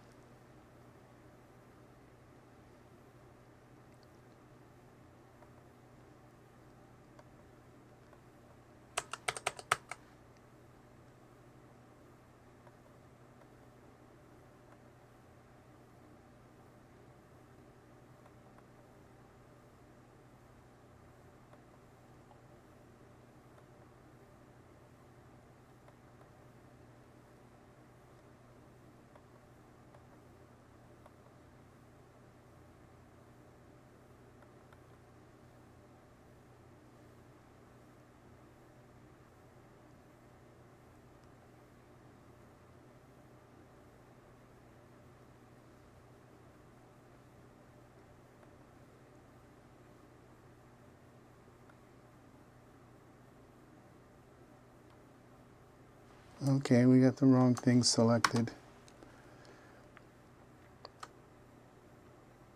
And our deer looks like a cow. Light.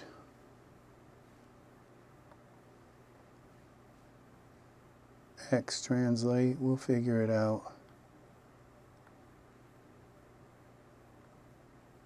Y rotate. And let's go here. Hair, I think they need hair.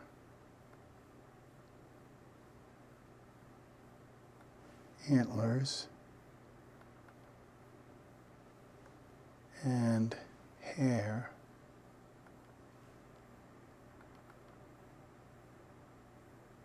That's hair. And what else do we put here? Poses.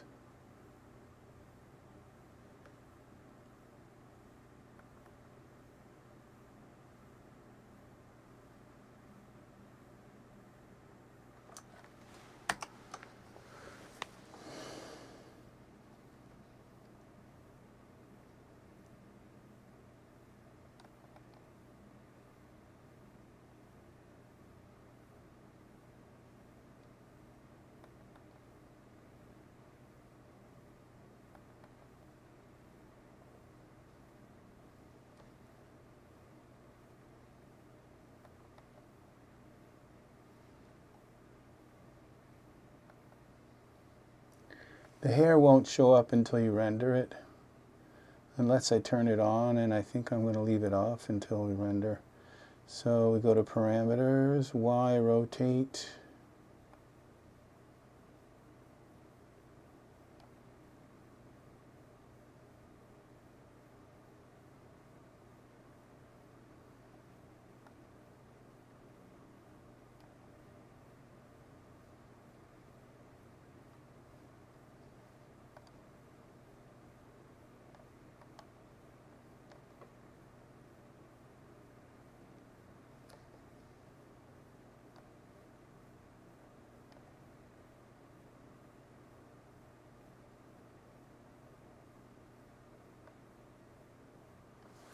Okay, save this. Let's see what our render looks like. If we got hair.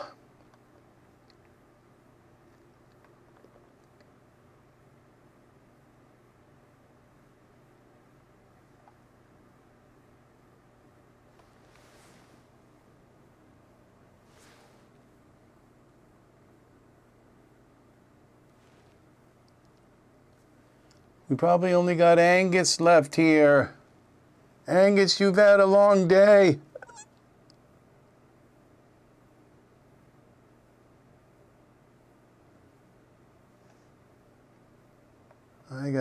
Okay, I thought I had my...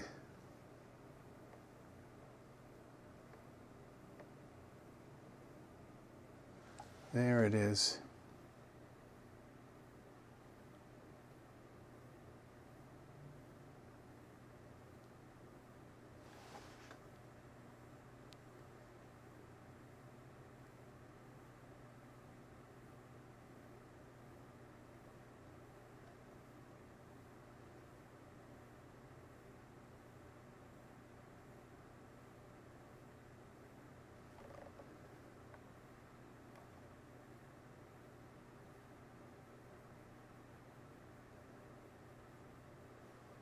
Okay, we've got the tree going through his belly.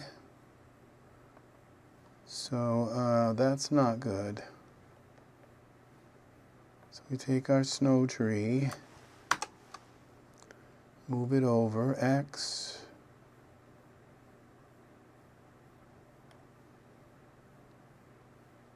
Give our deer a little bit of room. Z.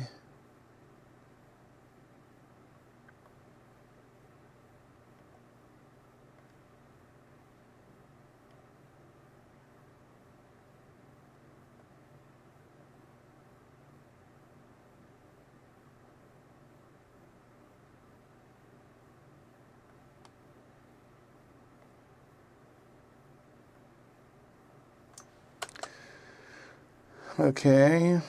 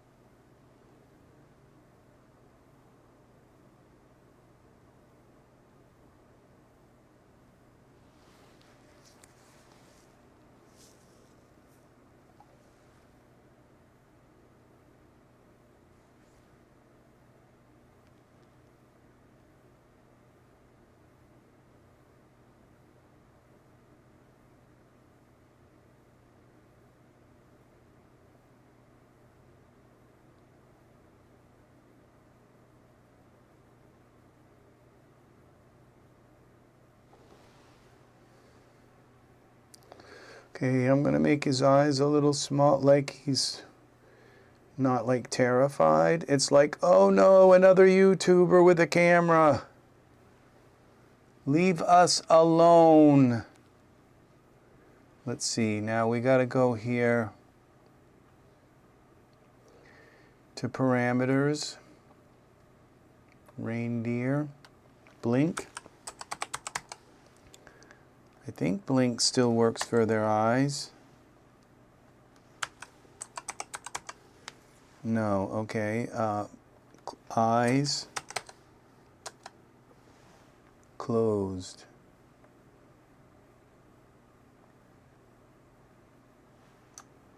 Let's see what that looks like. That deer in headlights kind of look, you know.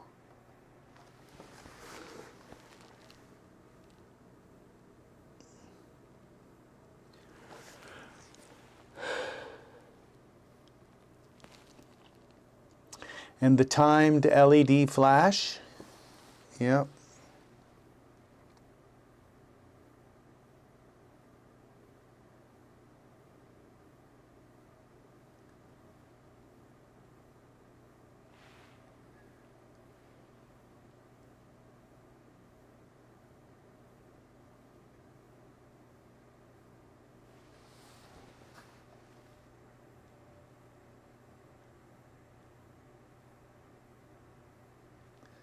There, his eyes don't look too so.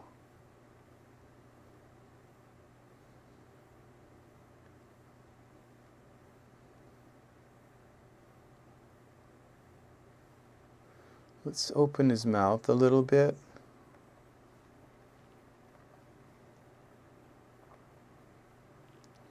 Head, reindeer, mouth. Is this another jaw thing? Mouth open.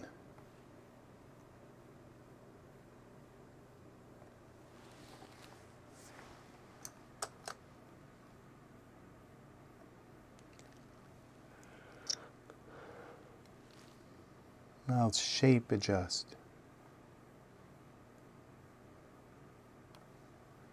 Okay. Save it. Let's put a little bit of HDRI in here. VDB, I mean. We got HDRIs on my brain here. VDB.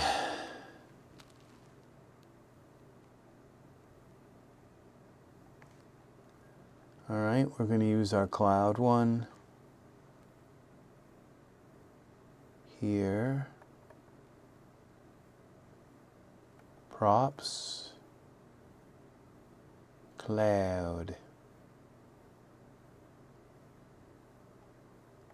Cloud field.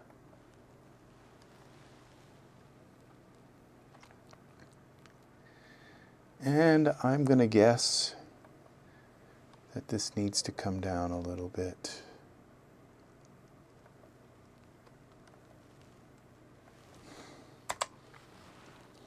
Y translate.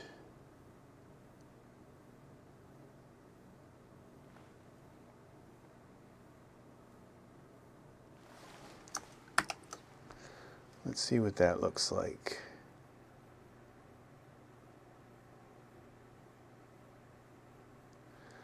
Okay, it's not white though. So we go here to surfaces, this, and this goes to white, and this. One of these is going to catch the light.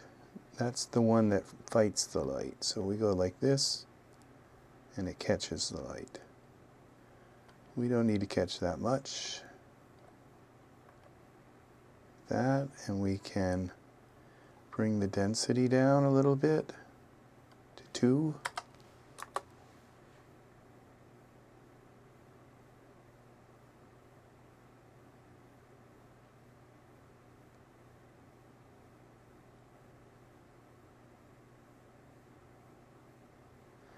And let's try our camera with some depth of field.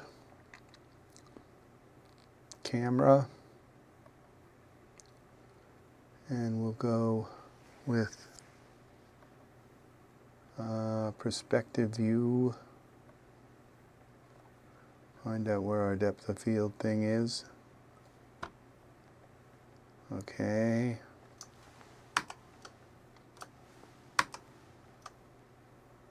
It's right there. It's kind of hard to see. And we go here to our focal distance. Got to be right at his eyes. Make sure we got it right. A little bit less. Okay.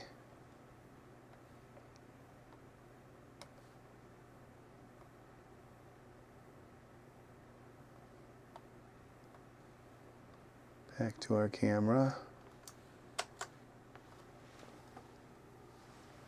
And my focal distance will go back to our perspective view.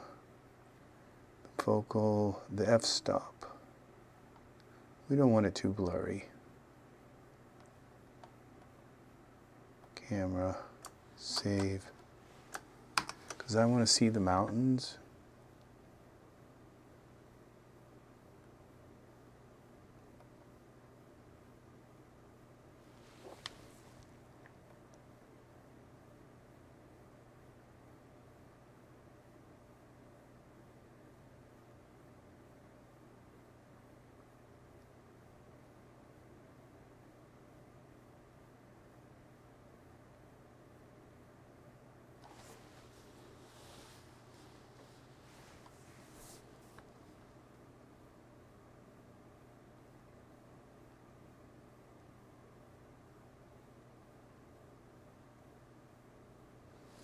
Come on, there we go.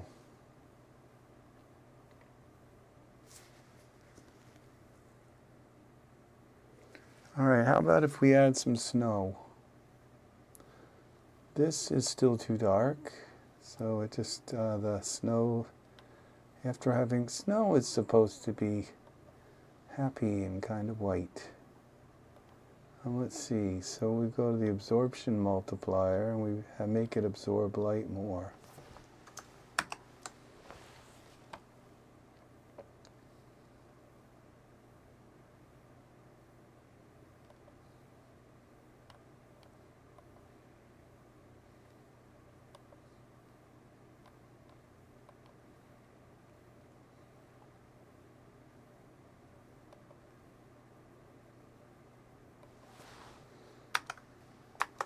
Okay, we got that. Now, did I turn this one all the way up? The scattering multiplier is all the way up. That's as white as we're going to get this. Now, scattering multiplier, when I bring this down, okay, all right, how the scattering multiplier works is when you make it black, the light doesn't bounce inside all the little particles of mist. It just kind of like goes through, straight through, and doesn't scatter inside. Okay, but when you bring it up like this, the light scatters inside of it more. Okay, and it's a way of giving it an effect.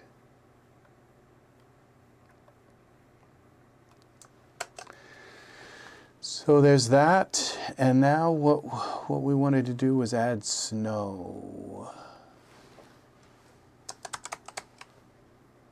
We'll go to Files, X.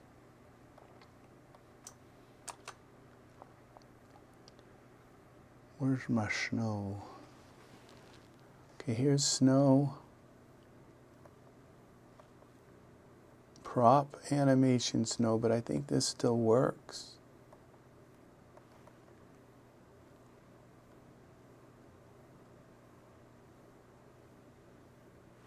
Z, we'll try a different one. This one.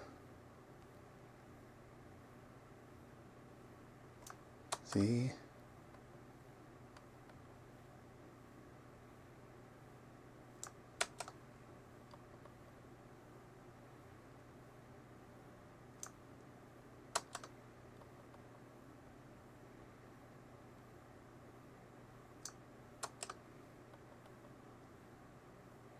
Kind of like this one.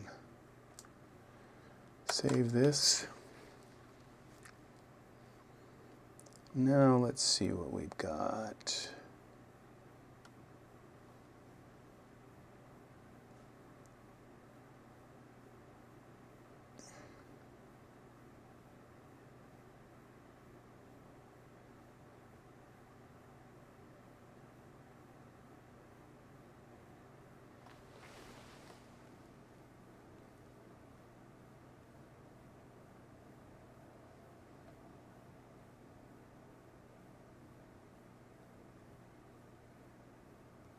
I think our scene's done.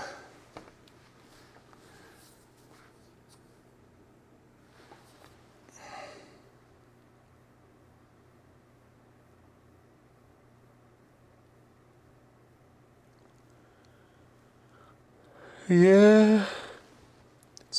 That's our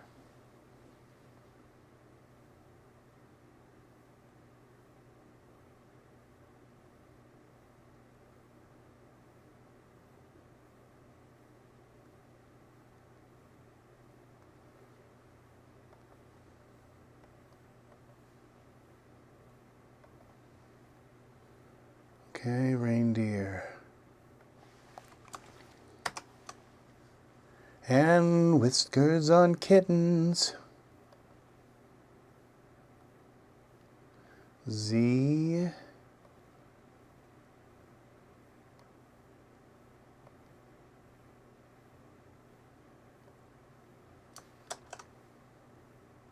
Okay, what did I just do? I changed the depth of field. So we have to go back. We got camera 1 here too. Let's delete camera 1. CAM. How did I end up with 2 cameras here? Alright, we go to cam 2. I'm going to lock our, oh, we can't lock our camera because we're about ready to do our, okay, now we have to move this back here, which is our focal distance, right to his eyes.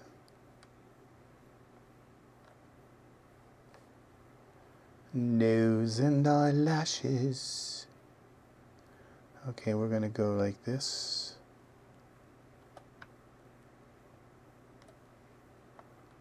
All right, let's try a little bit of an effect. Okay, camera.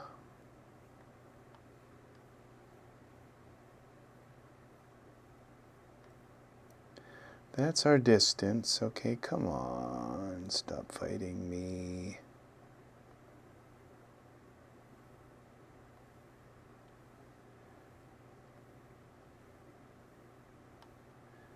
We bring this up like this.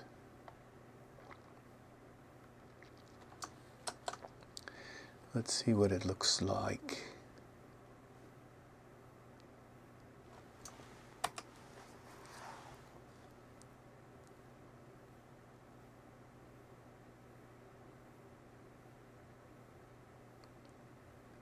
That's a little better.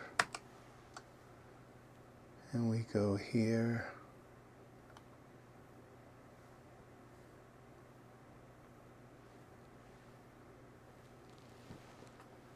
Welcome, people, welcome. We are working on another scene. We are. Watch the beginning of this video. I showcase my EZHDRI video app that has gone through some changes since the last video. So it now tells you the resolution of your HDRI. It tells you the bit depth of the color, and it also tells you, and now he's got a snowflake in front of his eye. It just means I have to move the snowflakes.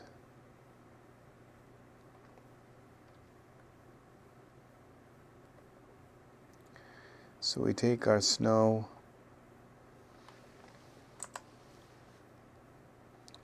morphing snow, morphing through the snow.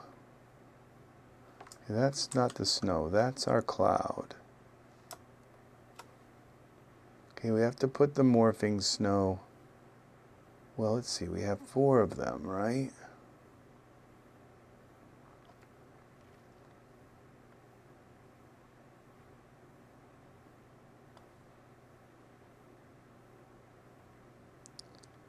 One. I think that's the one that was in the way. I think that's the one that's in the way. Z.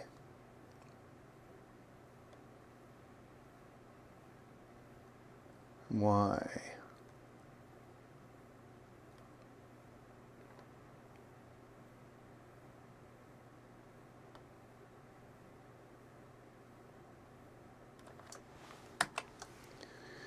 My nose and eyelashes.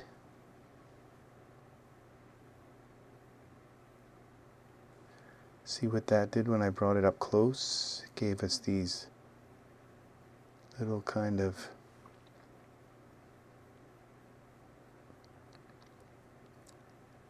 almost bokeh effect.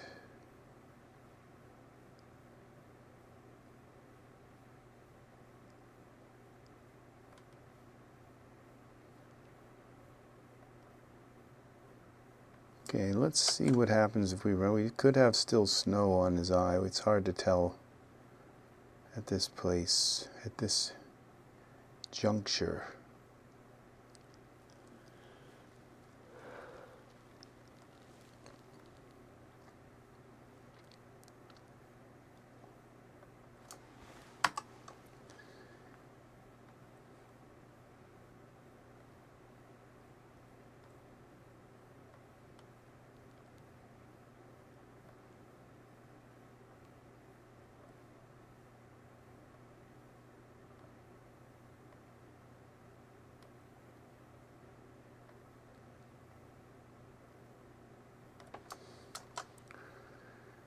Okay.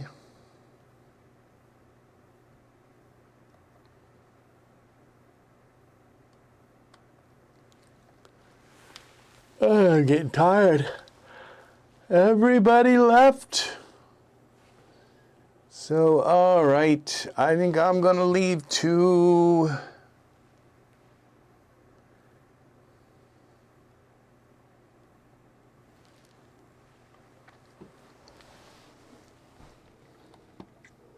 I'm getting tired. This is going to be my last render test. We're going to do it here. This is it. Unless my tree is off the ground, is floating off the ground. No, I don't think it is. I think it's actually in the...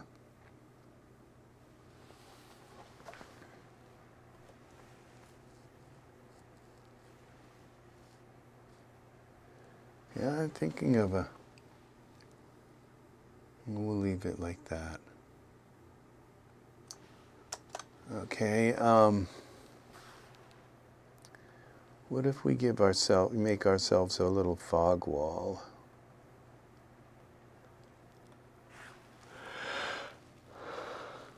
VDB, where's our fog wall?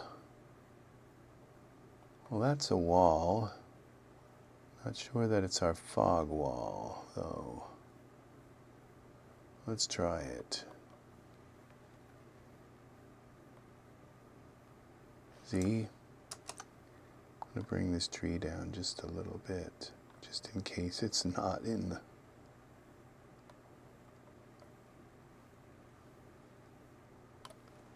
Okay, and we render this and see what it looks like.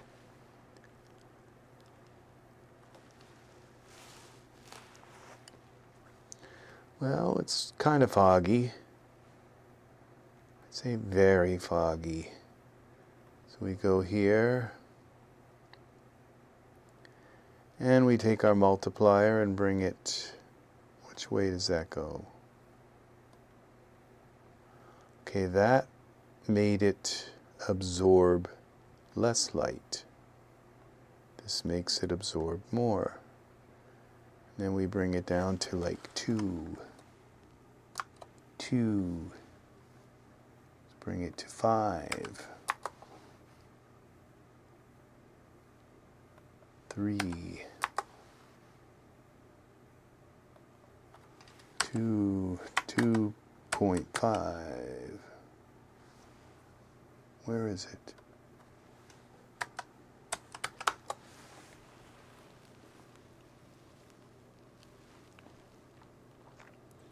I think we're going to leave it at that. At 3. Okay.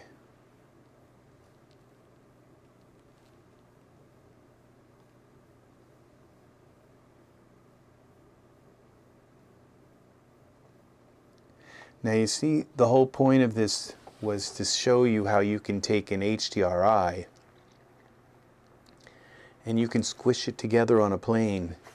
And if that HDRI is only like, 2K, or you can take that and squish it on a plane and put it in your background and make the most out of the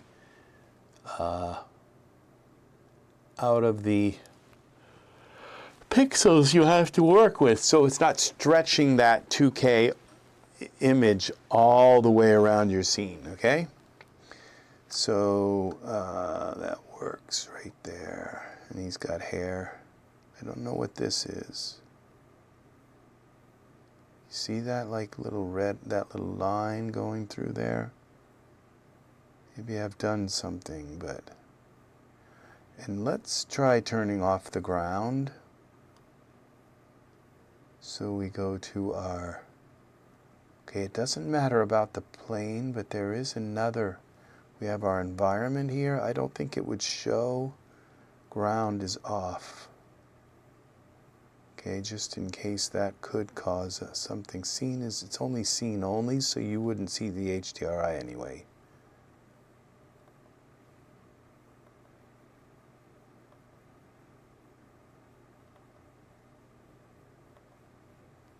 Okay. So that is going to do it. Right there. The little snowflakes. They're kind of like big ones close to the camera. I like that. It's like a bokeh effect. So, okay, we'll give it another little render. And this is as I close this evening up. So yes, I can see my camera, my microphone is kind of loud. So, all right, thank you people for watching. I will be back again for another Ez3DTv tutorial. Soon. So, thank you for watching. Angus, if you are still here, and reindeers with mustaches. Yes, and snowflakes that fall on my nose and eyelashes. Yes, it is. It is Angus. Oh, that's Steve. You're still here, Steve. Awesome. All right. I was wondering who was still hanging around. So we've put together a scene. Look at these snowflakes. Look what we got here. I love this effect. So it's pretty cool. So if there's a snowflake out of place and that little glint of light, I can mess with that in Photoshop. So we go over here and see what my mountains look like. See, I didn't want the mountains completely, so you can see them. I did like particularly like the detail in this, and now it's kind of been flattened out by our effect, but it's okay. This little tree almost looks like the water has overflowed the banks somehow.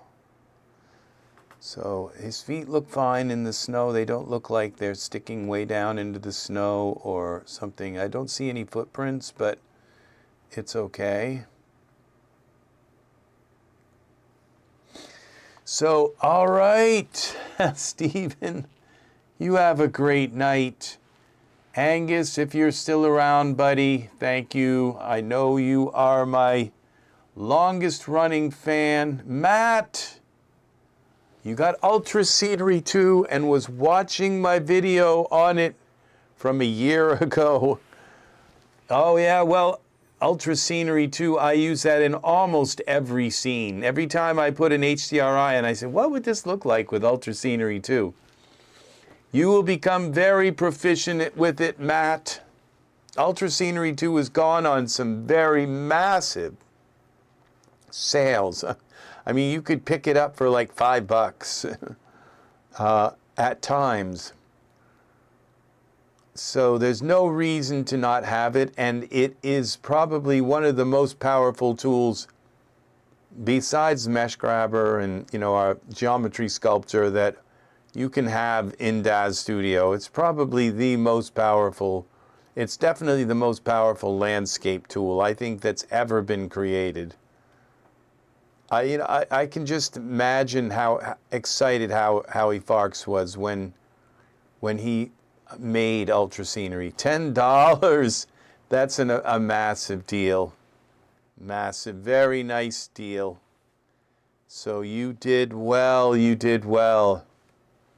Yes, you did. So yeah, I wish I hadn't paid that much myself for it. Okay, I am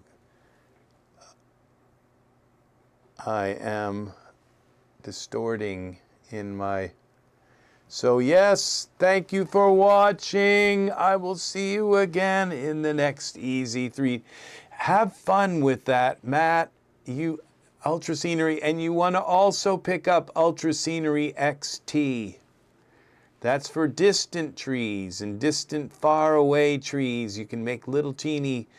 You can make these massive land things with trees that are very, very far away, and it gives you this sense. And so you use Ultra Scenery for the up-close stuff, and you use Ultra Scenery XT for the stuff that's far away, very far away, like a mile away, or 2, or 5.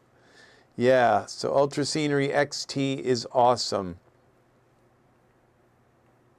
Yes, well, if they're selling the Ultra Scenery right now, you might get the, they might also have the XT on sale. Let's look. Ultra Scenery, it's not 2 o'clock yet. Nope, not up there, here. Ultra XT. Well, let me see. Here it is, Ultra, oh, $50. That's not on sale. It's been down to 25 before. It's been to 20, and if you use your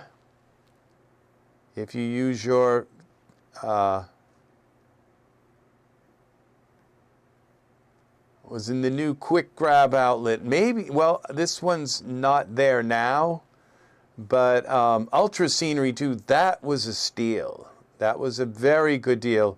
As you can see, Ultra Scenery Ultra Scenery XT rarely ever goes down below 25. This time it went down to $20, and with your vouchers, you could get that down to like $12. So that's what you need, is this one here also. So you can see what it does. It gives you these far away vistas, see? And then you can have your Ultra Scenery land here and have that like in the background. So it's really, really, so you put your Ultra Scenery land here, and then the distance is that. You see, so you put your land here, and your grass and all of that from your Ultra Scenery 2, you put that here in front, and then you have this showing in the back. Put yourself a nice fog wall in the back to make it look even further away. This is amazing. Yeah. I can just imagine the excitement, how he felt when he was making this. Yeah. Just, this is the kind of project that makes you just every day just so happy, because you're making something. See what, use Ultra Scenery up close, and then you use that in the background. And that's how you do this. This is so well done here. It really is. This is the, I think, Australian outback trees. Yep. I recognize them anywhere. I do.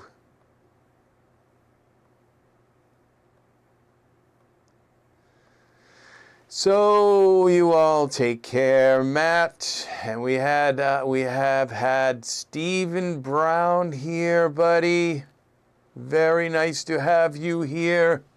Very nice. Thank you for coming in and hanging with me tonight and staying so long. Stephen, you've been here, what, 3 hours? Yeah.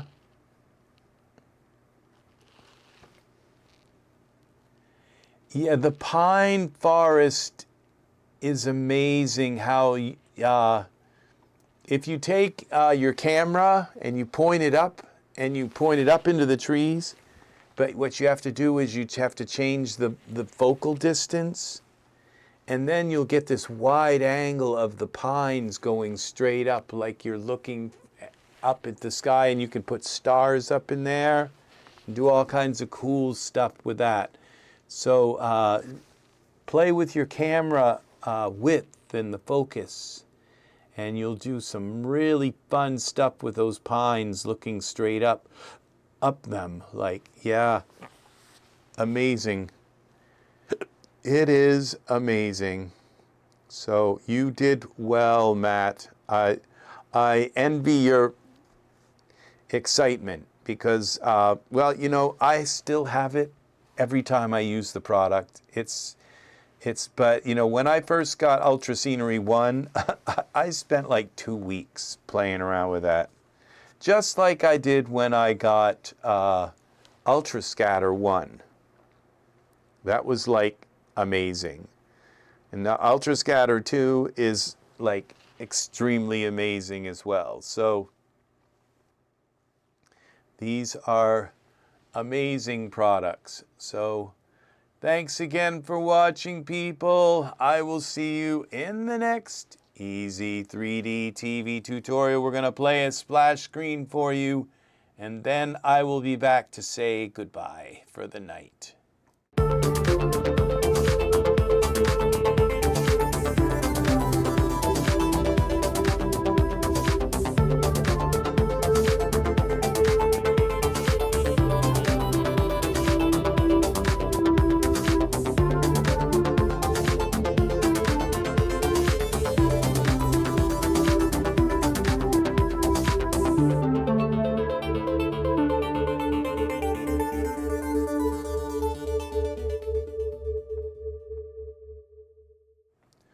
Well, I will try to be back. I've been trying to do